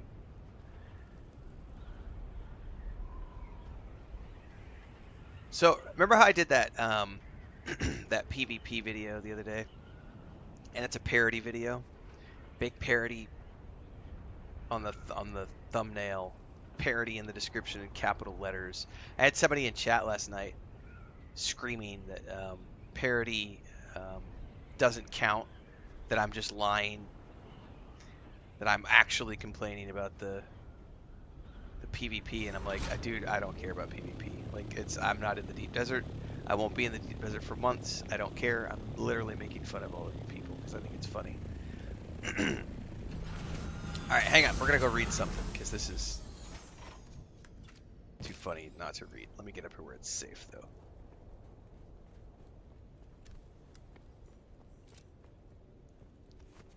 Okay. Alright. Let me share this comment. This is somebody who got really upset on this video. This is my total PvP is a total mess in Dune Awakening parody, and then it has a big parody on the thumbnail too. Listen to this cuck coming from the little fairy who hasn't touched PvP to just see how bad it is. And it was marketed as a PvP game when PvP is broke as hell.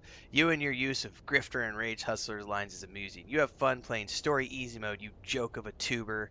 You are the definition of a neckbeard basement dweller with your mid-reel ad and the beard under your neck.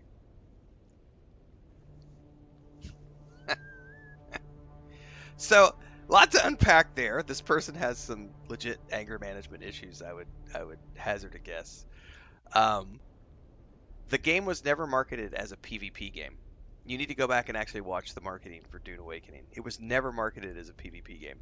Dune Awakening has always been marketed as a multiplayer crafting survival game that has some PvP elements in the end game, but it was never marketed as a PvP game. In fact, the developers have worked very hard over the past, I would say, year, if not longer than that, doing the live streams where they were coming out and telling people exactly what to expect from the game, that the end game and the deep desert had nothing to do. It was no full loot. It's the Landsrad. The Landsrad has a lot of PvE stuff in it. Giles Almighty was this person's name. This got held. I'm gonna boot this person from the channel in a minute.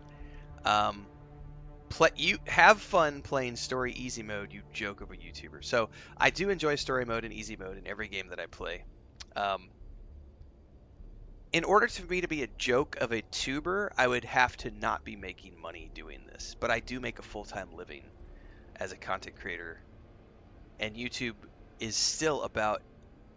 It's starting to skew that Twitch is growing, because Twitch is growing quite a lot. I think this month Twitch will probably be about 1/3 of my income.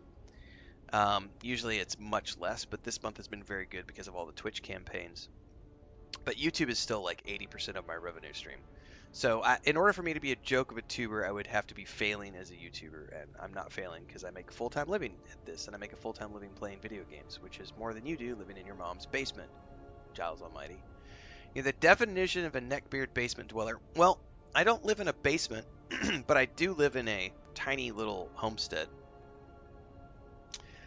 So I guess if you want to call my homestead a basement, but at least I'm not living with my mom. And he's upset about my mid-reel ad. Dude, that's like, I get paid to play video games, bitch. Bye. Anyway. Fun times being a content creator, kids. And that is why I don't go to Reddit very often, because that's the kind of shit that comes over from Reddit.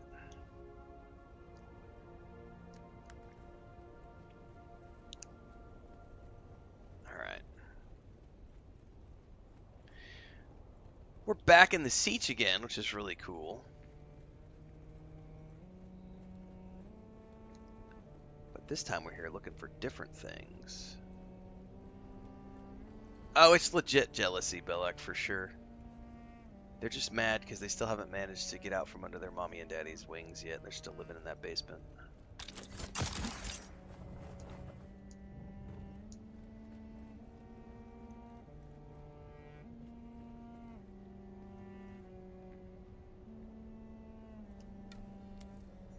You collect a small piece of paper trapped deliberately under a rock.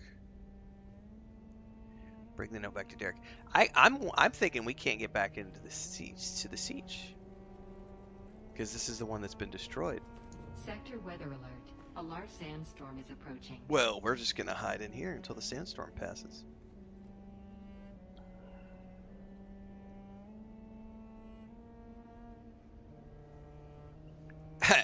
He definitely wants to stroke my beard, Hector.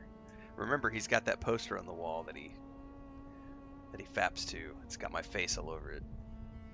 With the headset. I know, Nigel, like...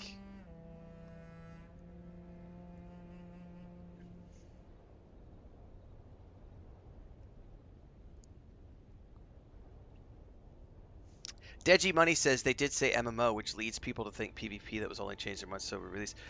Nobody thought that, Doc G Money Gaming. The only people that thought that were people who don't have critical thinking faculties. Because at no point in time does MMO tie into PvP. Do you know how many MMOs I play or have played over the years that have nothing to do with PvP? Lord of the Rings Online, Star Wars The Old Republic, EverQuest 2, EverQuest 1, just to name a few.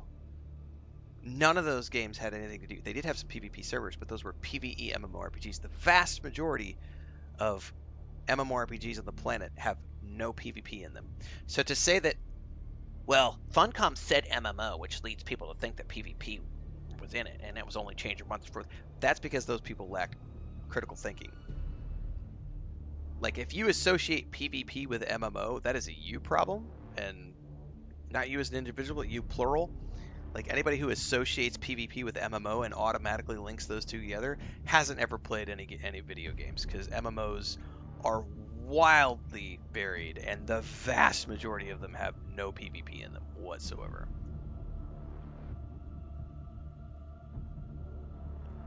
And no, that's incorrect. The MMO tag does not imply anything than what other people bring to the table with their interpretation. If someone is like, MMO does not imply anything other than it's a massively multiplayer online game. That's all MMO means. If you think that MMOs means something else, that's something that you're bringing to the table with your own personal baggage that has nothing to do with what the term MMO actually means. MMO just means a massively multiplayer online game. End of story. Full stop. Period. Like, it doesn't mean PvP. It also doesn't mean PvE necessarily.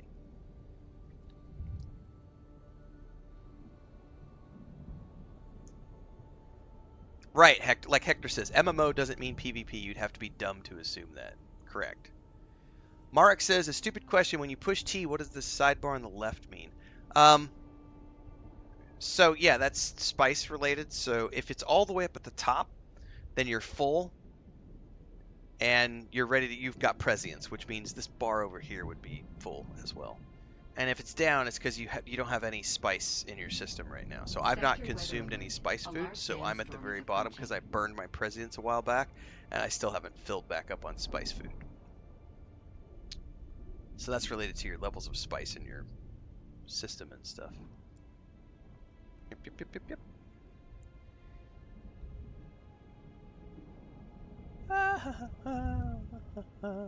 No, I'm not, and you're mistaking me, Doc G Money. You're acting like I'm attacking you personally. I'm not. That's why I said you plural, not you singular. I'm not talking about you as an individual.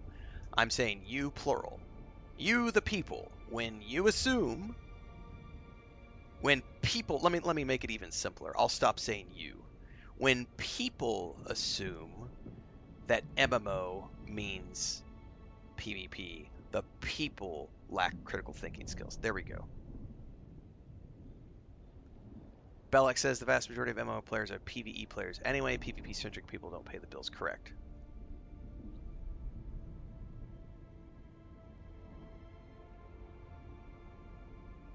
Space Beaver says, I've been playing MMO since Ultima. I've only come across a few that were PvP focused. I think, like, in the very beginning, World of Warcraft was PvP focused. Didn't WildStar have some PvP in it? I never played it.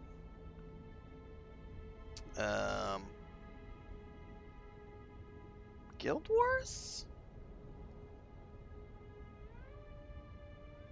I never played any of the PvP in Guild Wars or Guild Wars 2. I only did PvE. I don't even know if those games have PvP in them. That's why I'm question marking Guild Wars? Yeah, like the vast, even Ultima Online, which had PvP in it, like, not everyone. It's just, it's such a ridiculous. This goes back to what I said earlier, which I've mentioned before on the stream, which is the people who, brought all their baggage to the table about Starfield launch. Bethesda promised that I was going to be able to fly my ship, and I'm not able to land and take off in my ship. It's like they never said you could take off and land in your ship. They showed a cutscene that showed the ship taking off and landing. That's all they ever did was show a cutscene. If you assumed based off of a cutscene that you're going to be physically landing and taking off on your ship, that's a you problem because you assumed something that you didn't know for a fact. And not once in any of their marketing material did they ever state that you're going to be able to manually land to take off your ships. But that's the promise. But. No, they didn't. You just took those assumptions and went wild with them. Guild Wars had PvP. I never participated in the PvP. God damn it, I'm clicking the wrong button. I never participated in the PvP in Guild Wars. I only ever did the PvE stuff. But I vaguely remembered those having PvP in them. Alright, Derek, I gotta find where you're at now.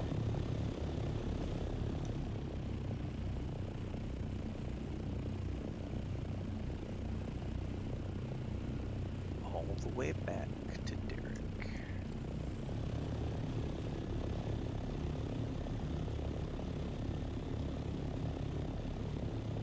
Somewhere over there.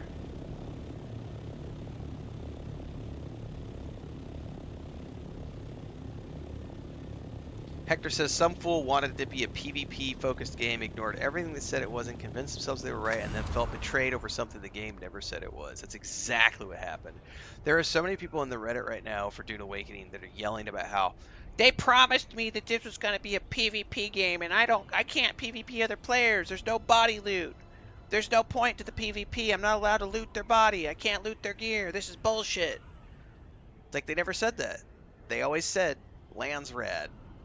The end game of Dune Awakening is the land's rad. The PvP, yes, the deep desert is PvP, but that doesn't mean full PvP. It means all the activities you're going to be doing in the deep desert are done in an open PvP environment. But there are many, the vast majority of things in the land's rad have nothing to do with PvP. It's PvE content. But you have that 1% who rushed to the end game because they wanted to kill other players, and now they're finding out that they don't get anything from killing those other players, and they're upset because they want full body loot. It's like Joel said, if you want full body loot, you have to win the lands rad vote. You can vote for full body loot, and good luck finding other people who are going to agree to show up into the deep desert and actually risk their loot. No one's going to be stupid enough to do that when you have a lands rad full of activities that you can go work on. So that if someone does manage to win the vote and happens to win and put full PvP, full loot on as the vote decree for the week, everyone else is just going to ignore it and go off and do the PvE crafting and harvesting stuff and be like, we're not even going to bother participating. Good luck with that. It's already doing very well.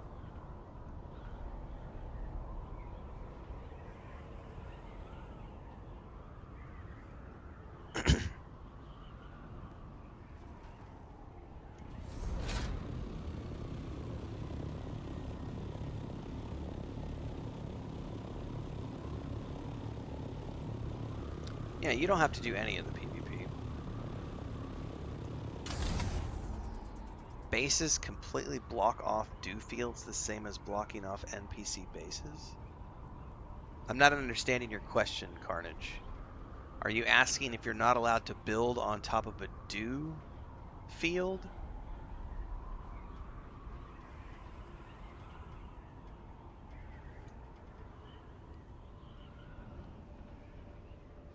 Well, I mean, the proof that they're listening is already in the fact that they patched out. You can't damage other players with your ornithopter now. So all the Goombas who are out there like trying to squish other players with the ornithopters, they can't do that anymore. They literally got rid of it, so you can't harm other players with your ornithopter now. So that whole meta of like dive bombing players to kill them, that's done with. So now all those players are going to be pissed. I guarantee you, since the patch this morning, they've already gone over to Reddit and they've started a whole thread about how Funcom ruined the game. They took away the they ruined it. And now they're going to look for some other way to trivialize the combat and kill other players without their consent. Like, it's just the griefers, man. Fuck them. They'll be bored and off to the next game in a week. Then you spoke to one of the houses? What did you learn? as Transcend says, the identity of the game is already set. And while players can definitely influence certain aspects of the game moving forward, Funcom has a clear vision that is book-centric, not game-centric. It's book-centric. And so far, they've done a very good job about keeping the game to the standards of the book, which does mean that some of the traditional gaming aspects get shuffled off to the side in favor of book lore being, and as someone who loves the book lore, I'm heavily in favor of that. But the Goombas, as we'll call them, are the ones who are upset about that because they don't want book lore. I want to be able to kill other players and take all their shit. Meh.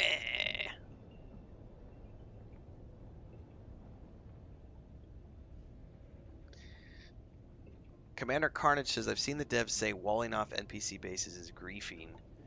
So I thought, would doing the same to a Dewfield be the same thing? Dude, there is so much... No. Do you know how many resources there are in this game? Also, Dewfields respawn every week in different locations, along with all of the other harvesting nodes on the planet. Every week, those change. So there might be a mining node right next to your base today. Next week, there's not going to be a mining node next to your base.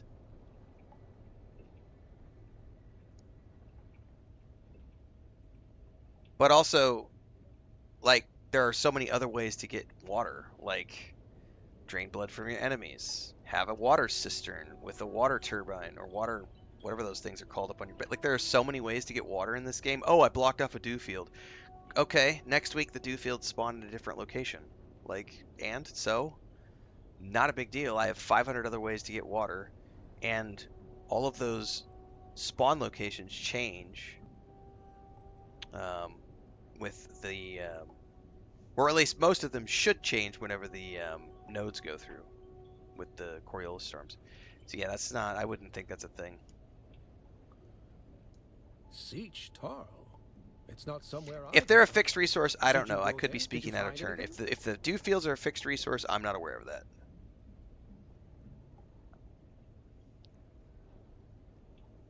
Find a memorial at Siege A Tarl. memorial?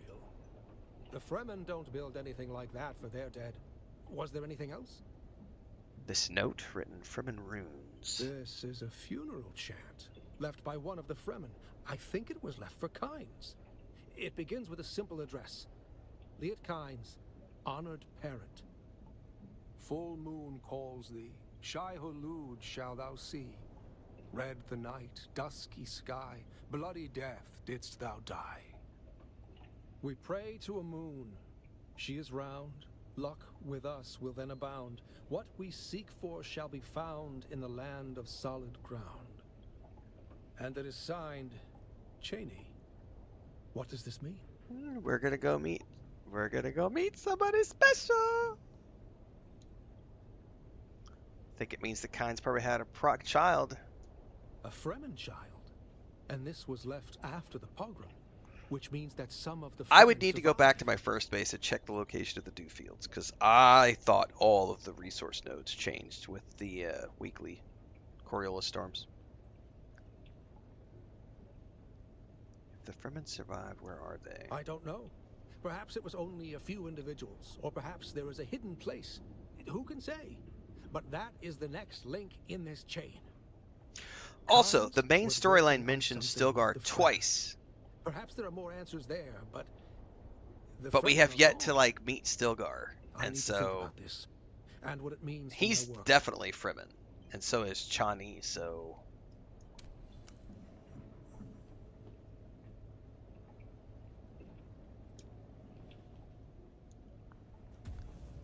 all right, that's the end of that.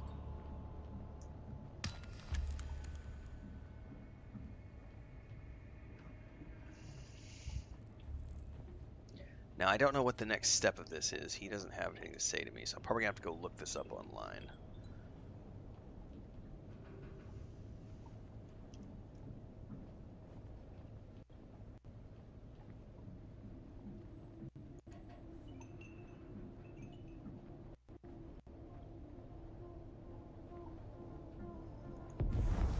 Spice blow!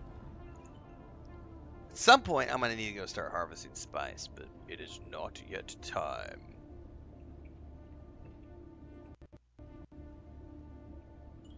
Oh, this website is so riddled with ads. This is ridiculous.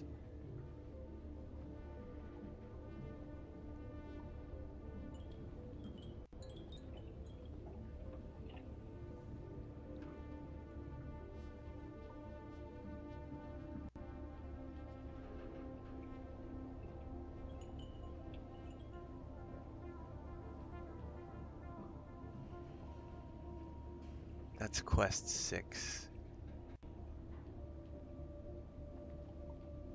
Okay, that was number 76, which we just did. Quest 5. We got to go back to testing station 2 again.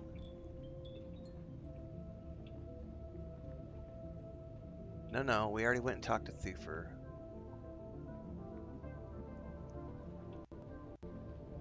Okay.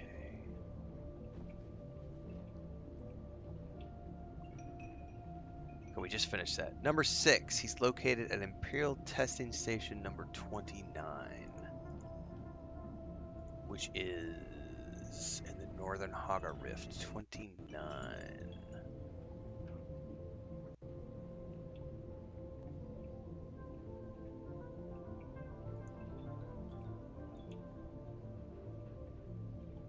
Okay.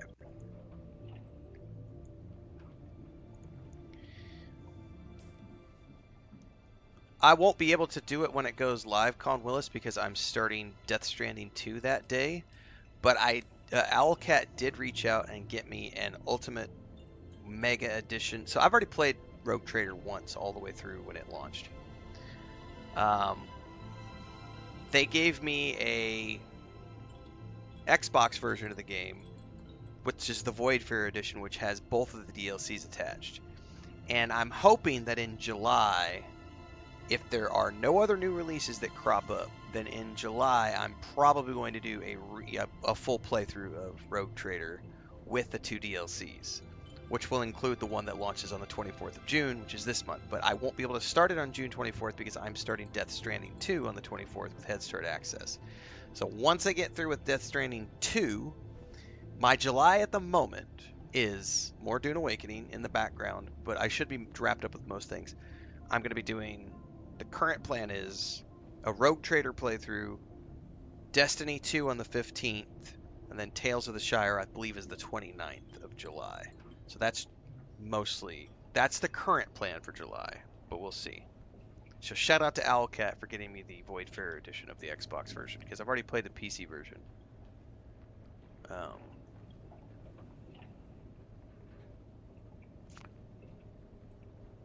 Alright, 29.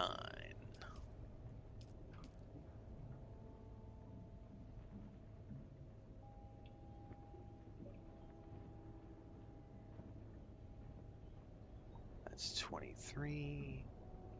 29. And that one's the one that's really fun to get into. I've gone down there a few times. It's a really cool entrance.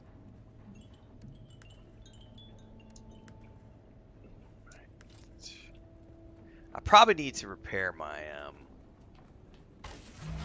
Thopter.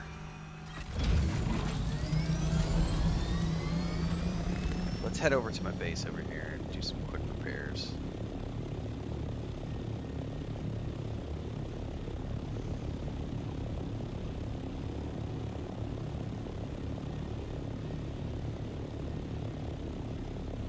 Now, it's always intense when you beat a storm by that much, Bowring. It's like, ah! You feel the waft of the hot air on the back of your neck, ready to get into the safety of your base.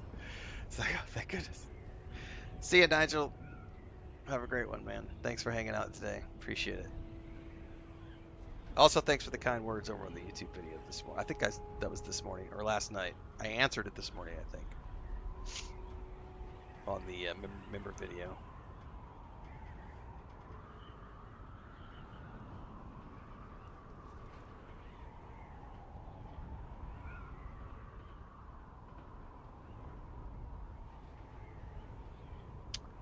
Hang on, I gotta go. My wife's phone is yelling. She's got an alarm set for 9 o'clock. I don't know what for, so I need to go tell her. I'll be back. I'll be back. Give me a second.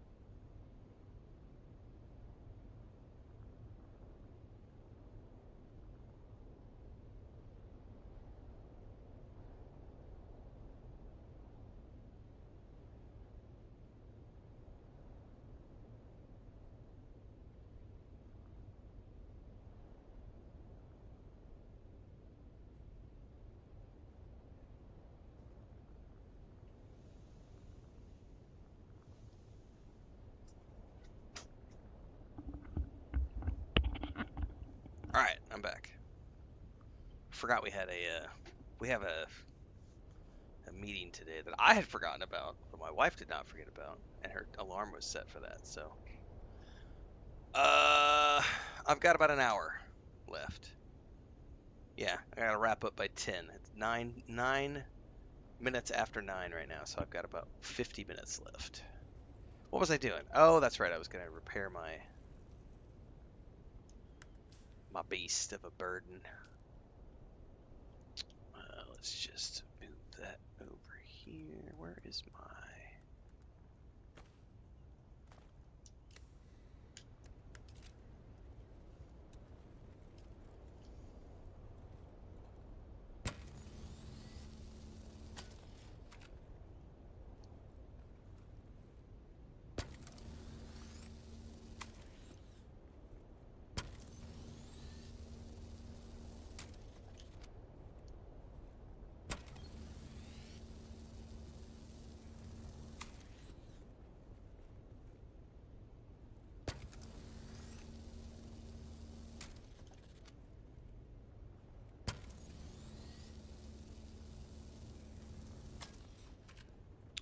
don't think there's anything else.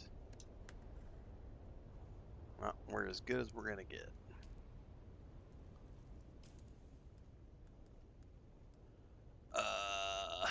Should I?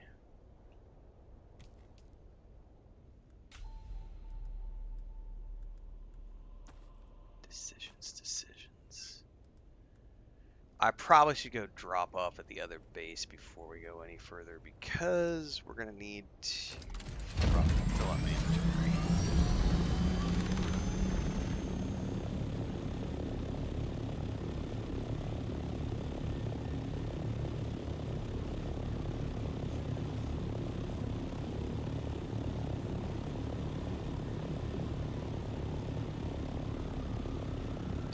Sonar says, watching you on Twitch, you pop up on the Steam page. That's right. We are streaming on the Steam page, courtesy of Funcom.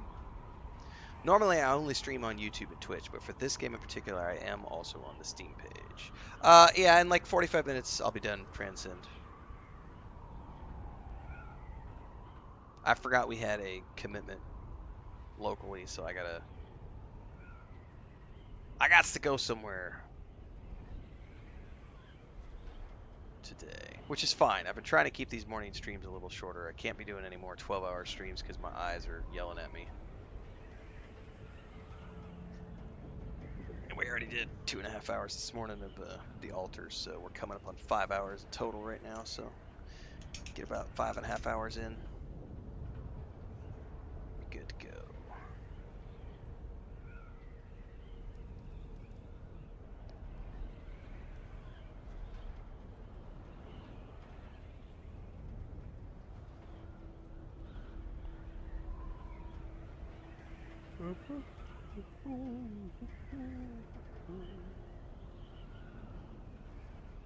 But we're gonna go rescue the Planetologist again.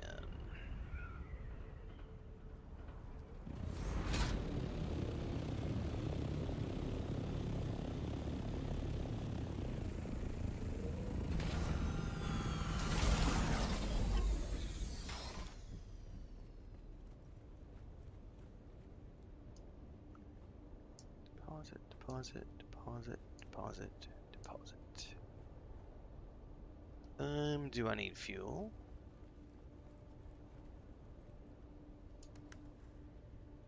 I better grab a fuel cell.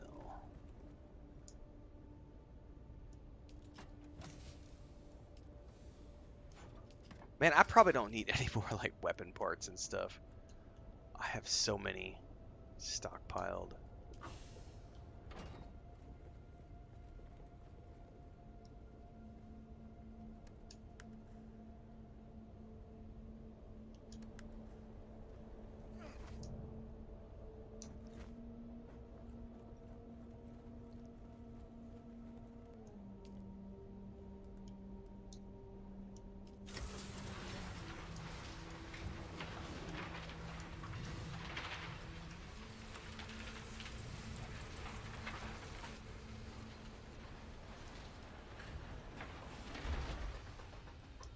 Yeah, I can't repair that.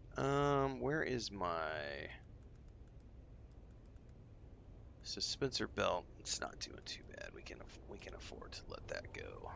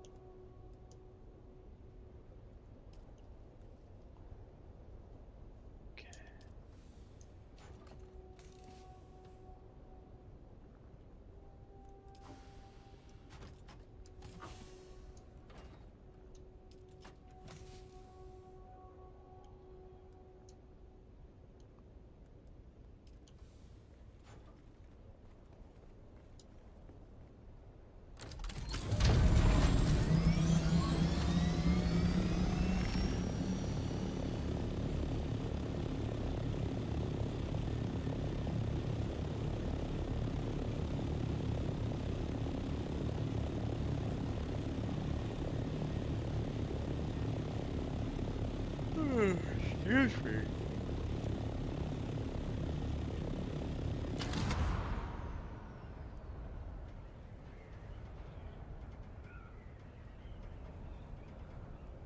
Oh, I forgot to check the spawn points for the dew patches around my starter base, because that would have let me know if the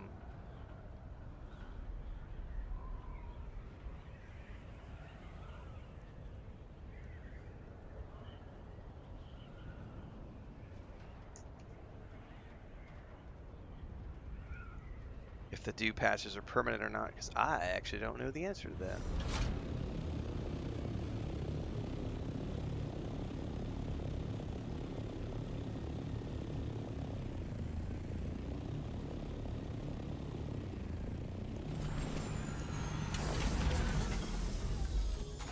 So the ornithopter sliding back is something I never saw until today, which has been kind of interesting.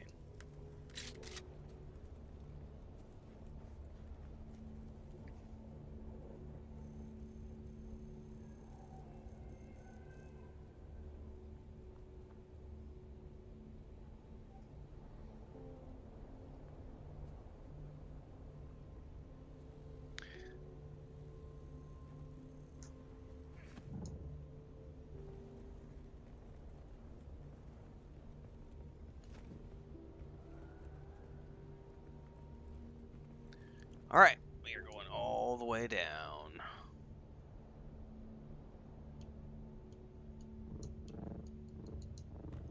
Supposedly he's in here somewhere. Don't know where. I've still not listened to the dispatches and... Oh no, hang on. I'm mistaken what you wrote, Gray. I was thinking you were talking about the CommuniNet stuff. I was like, I still haven't listened to those because I'm always streaming the game, so I've not had a chance to check those out. But I know they're in game, and I know that they are something that everybody should be. If you love the Fallout experience, like there are radio plays, there are radio stations, there's a podcast, like there's all this in-game stuff that you can pay attention to when you're playing the game. That'll play on your CommuniNet and your radio station. I don't use it because I'm streaming, and there's some stuff in here that could flag copyright stuff. But yeah, this is totally in here for people who want to get into that. Oh, we don't need a mini map though. We have a compass. That's what the compass is for.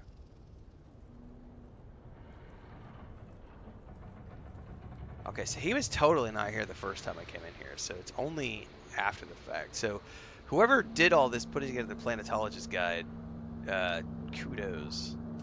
That was a lot of work. And here we are again, the old familiar places. Need some help?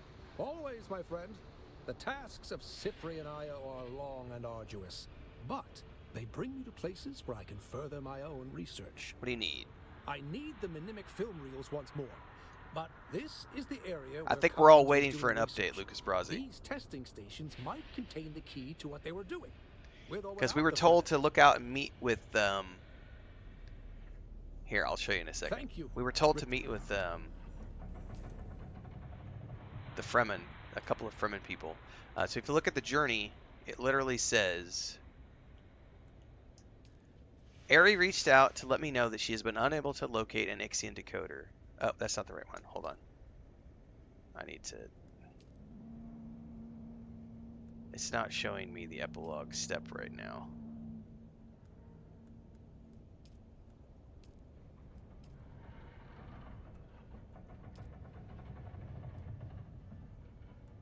Oh no, it's the wrong one. I'm looking at the wrong one. It's the Assassin's Handbook. With Ariste unable to meet me and Alara Tuek giving me the cold shoulder, it seems as though I just need to live my best life on Arrakis until they are free to speak to me once again. So from what I understand, we are just waiting for either other stuff to progress or we're waiting for a story drop that's going to happen at some point in the near future.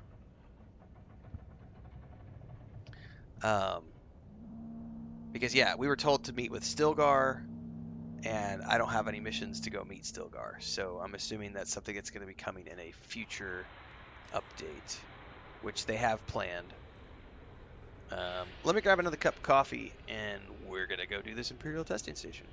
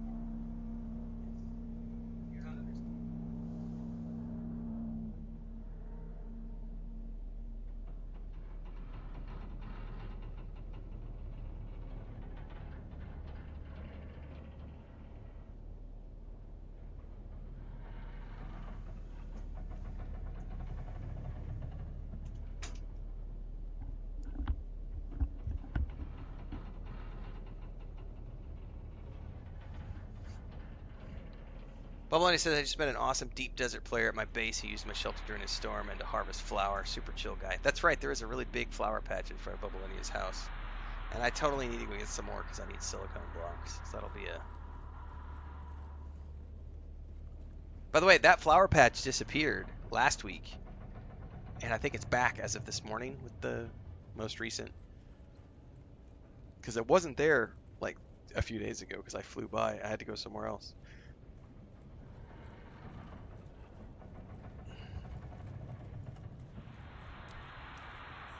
Welcome, honored guest. Dr. Natalia Manis here, head of testing station number 29. My fellow station leads are constantly reminding me of what a plum and Oh, this one has traps. Hold up. I gotta get my guns out.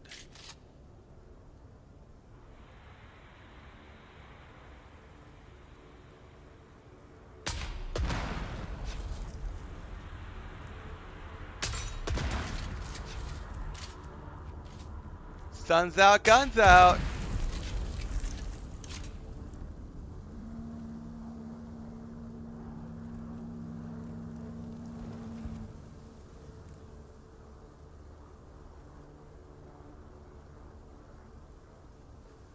I really don't need any of this shit. Well, credits I always need. I should just pick it all up.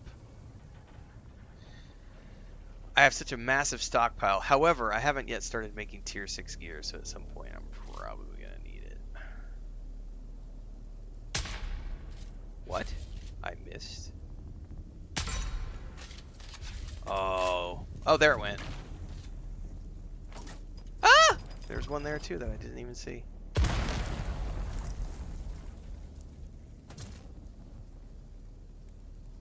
Well.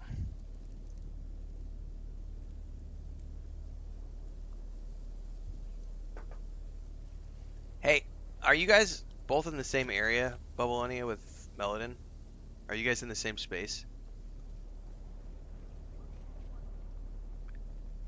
Who's that? Shields up!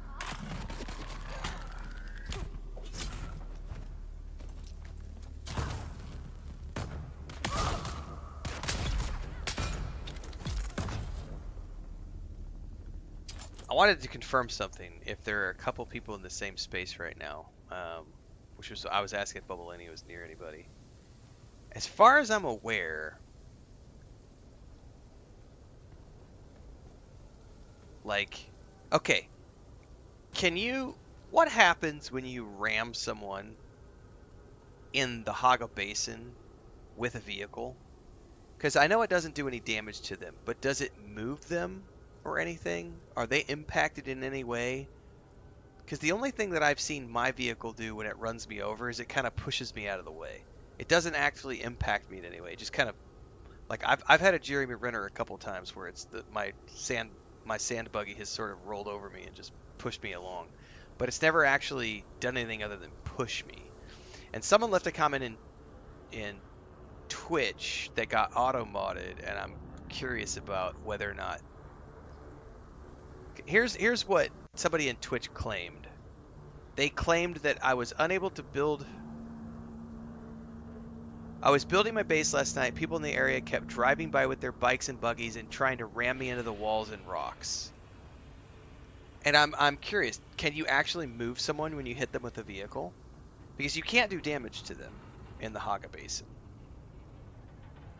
It only pushes enemies, it only pushes players, but could kill, well, up until yesterday it could kill enemies. I haven't tested it today, see if, I'm genuinely curious, because if someone is purposefully ramming you over and over and over, it doesn't kill you, but it's obviously making it impossible for you to build your base. That's definitely griefing. That's something that you should be reporting those people for 100%.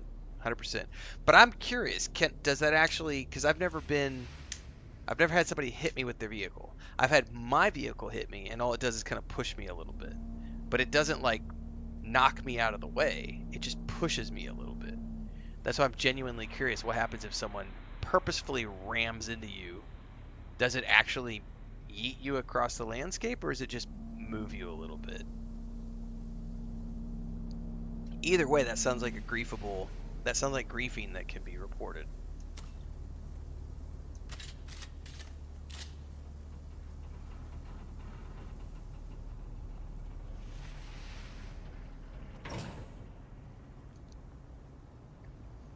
I would test it, but I'm nowhere near anybody that has a vehicle right now. That's why I was curious if you guys were.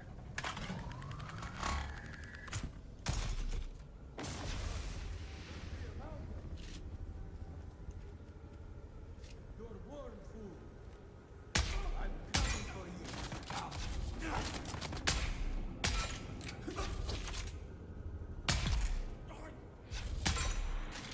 Dude, this guy's relentless.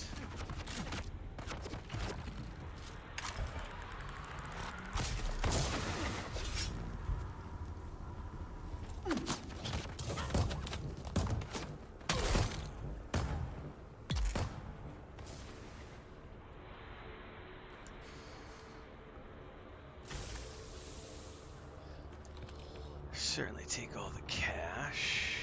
We're still gonna go down somewhere.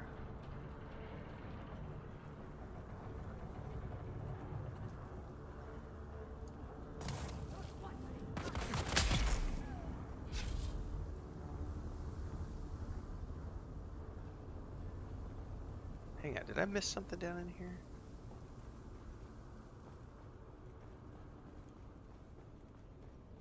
I did. It was the identification band. It's still just a push, ran over Melodin for science, and they just moved to the bike. So it wasn't like they were getting punted, because the way that the person wrote it in Twitch, they made it sound like they were getting punted around the landscape. So if it's not actually punting them around the landscape, I'm not going to consider that big of a deal. Right, no damage, but I was just curious, does it actually punt them, or does it just kind of scooch them? Because when I get ran over by my vehicle, it just kind of scooches me, which is not something I would ever, like, if someone was doing that to me repeatedly over and over and over again, that would probably be annoying, but at the same time, why are you not reporting those types of activities? Like, there's a reporting tool in-game specifically to deal with those types of dipshits.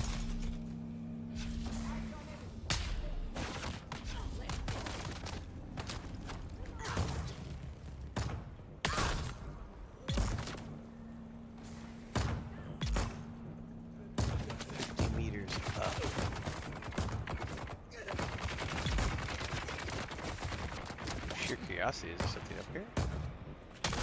No.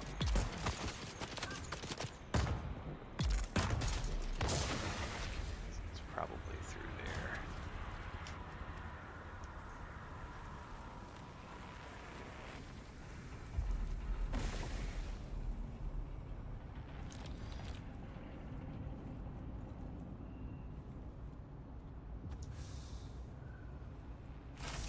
Alright, I don't see any other keys that I need here.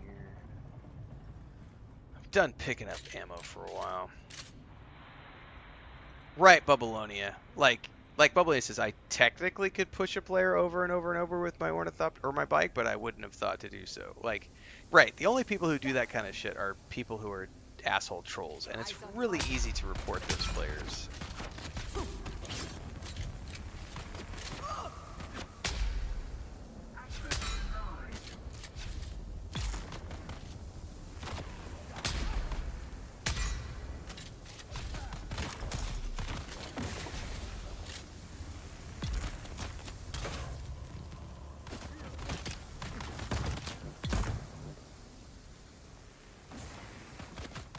So I kind of feel like that's a non-issue. Like, if you're complaining about people that you could just be reporting, you need to be reporting them, not complaining. Like, why complain on Reddit? Just report those people. Like, if it's a reportable offense, you should report it to Funcom, and they will fix that sort of stuff in patches. But, like, definitely you need to report those types of things, because when people come up with shitty ways to troll other players, it's our responsibility as people to report those things, otherwise Funcom doesn't know about it. Like,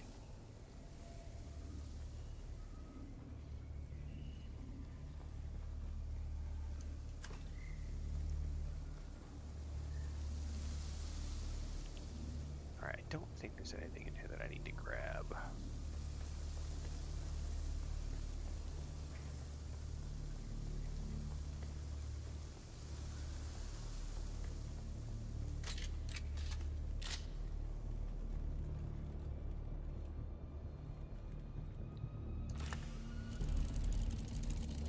7 meters this way.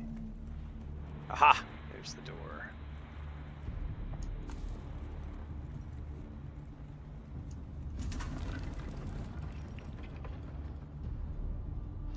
Right. That's why I'm kind of a little incredulous. Like, there's a little bit of, really? That's what happened? Like, really? And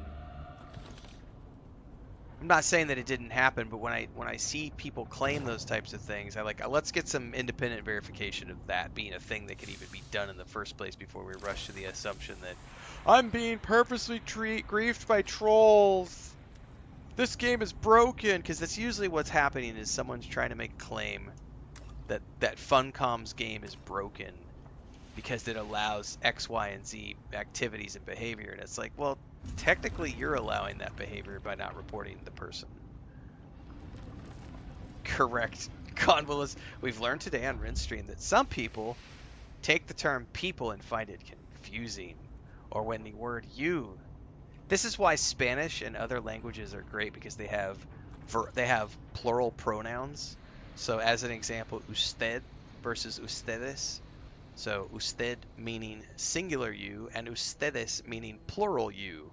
It's very easy to define whether you're talking about one person or many people when you're talking in Spanish, because usted versus ustedes.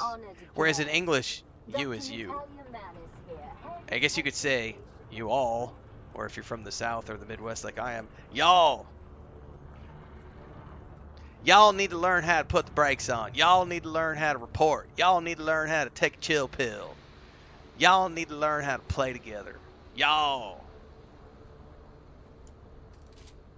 I don't like this place. There are secrets here, and the smell of desperation. Be careful. Yeah, but that doesn't work because you can just stuck out. Like, oh, you want to lock me in your house? Okay, stuck. Like, literally, there's a stuck button that gets me out. Like, that's...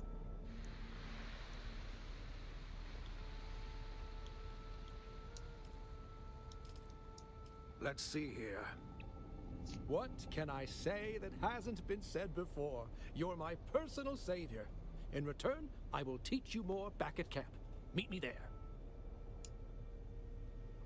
Alright, this better be my rank 3 abilities, brah.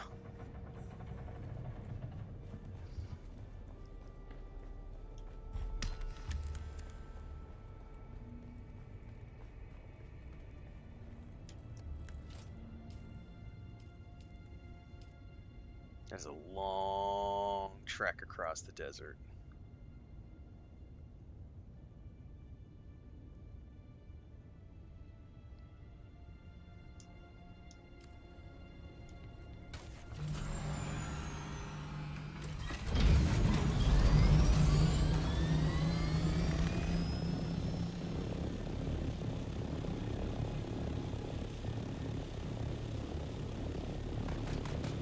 Oh, you can shoot all you want.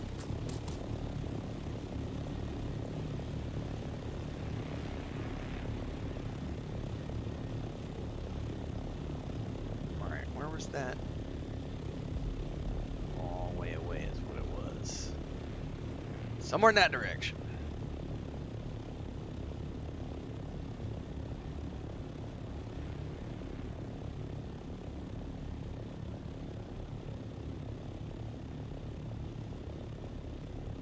Use all is what I've said my whole life, says Deadfish. I live in the South now with y'alls and it's so strange.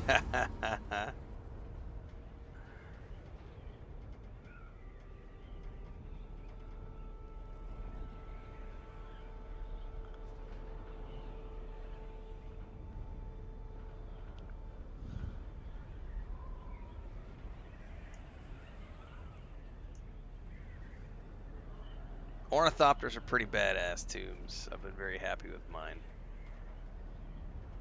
It still doesn't beat the mining buggy in terms of getting stuff, but for general transport, it cannot be beat.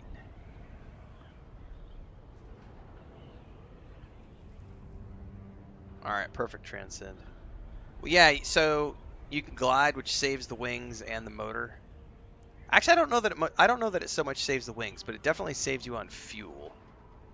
And of course wear and tear on your engine and PTU and everything else. I think the wings still take damage even in glide mode. If I had to guess, because my wings are considerably. Does it hold more than a bike? Yeah, it holds. I think this holds 5. I would need to check my inventory. Let me get up a little higher. I don't want to actually risk being too low over the desert. The worm will get me. And then I'll check my inventory space. I could swear it's it might be 1,000.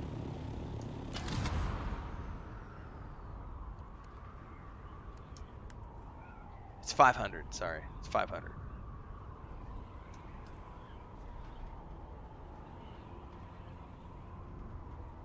So I think that's double the bike, if I'm not mistaken. But you're still gonna want the mining buggy for the most in terms of hauling ore in and out.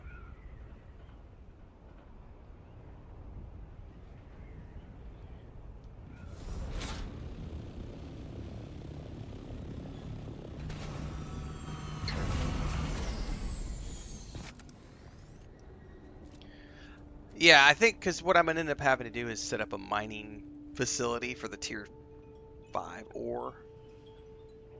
And I'm going to go drive my buggy to that, and I'm going to set up a mining production facility, but then I'm just going to produce it all there and then haul it back to my main base via the ornithopter. More than likely is what I'll end up doing. You've returned. How can this humble botanist be of service? Time for some training, Derek. Naturally. But I wanted to ask you something first. Why are you helping me? For love of the game, sir. What is it that drives you? I'm amazed by your capacity to retain what I am telling you, and the basic principles lead to practical applications. But here we are, middle of a yes, the dangerous views are desert, awesome from this thing. I've got some great burning screenshots. sun, raging sandworms, studying planetology. Here you are. Why? Looking for the Fremen. The investigation with kinds might be able to find them. Really? There's more to you than meets the eye, my apprentice. Now listen closely. An ecosystem is a system. A system. A system maintains a certain fluid stability that can be destroyed by a misstep. Right. Here, let's go get some The highest jasmine. function of ecology We're in the is radiation zone. understanding of consequences. There. Alright, can I finally learn some level 3 skills, please, sir? Yay! No, he still won't let me. What the hell?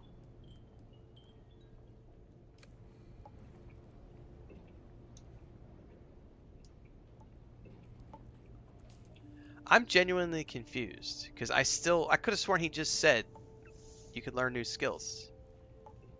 And it still says unlock upgrade as advanced planetologist trainer. I'm not allowed to take the rank 3 stuff yet.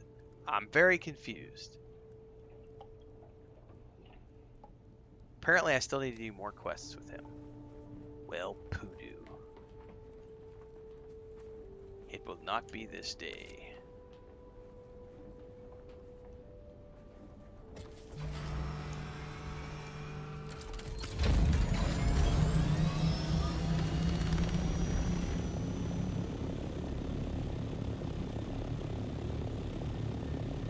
It might be a bug. I might just need to log out, and when I come back in, it'll let me train. I have no idea. We're gonna fly over here to my other base. I wanted to see about the dew points.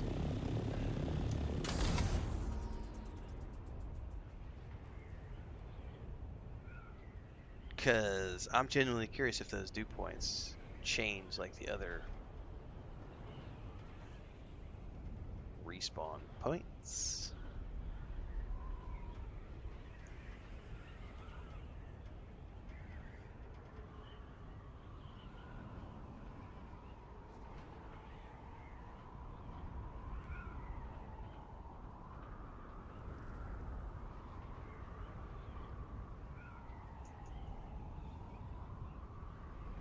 Because right over here, I have done a whole bunch of dew harvesting back in the day.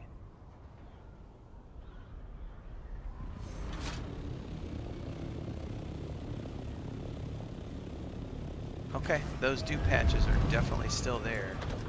So I'm thinking the dew patches might be permanent, as opposed to all the other ones that are not permanent. Because they're still in the exact same place, so that answered that curiosity.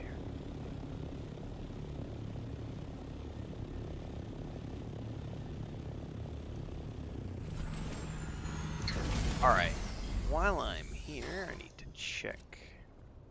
I still think I have like another 10 or 12 days in the fuel generators here before I have to worry about loading everything up again.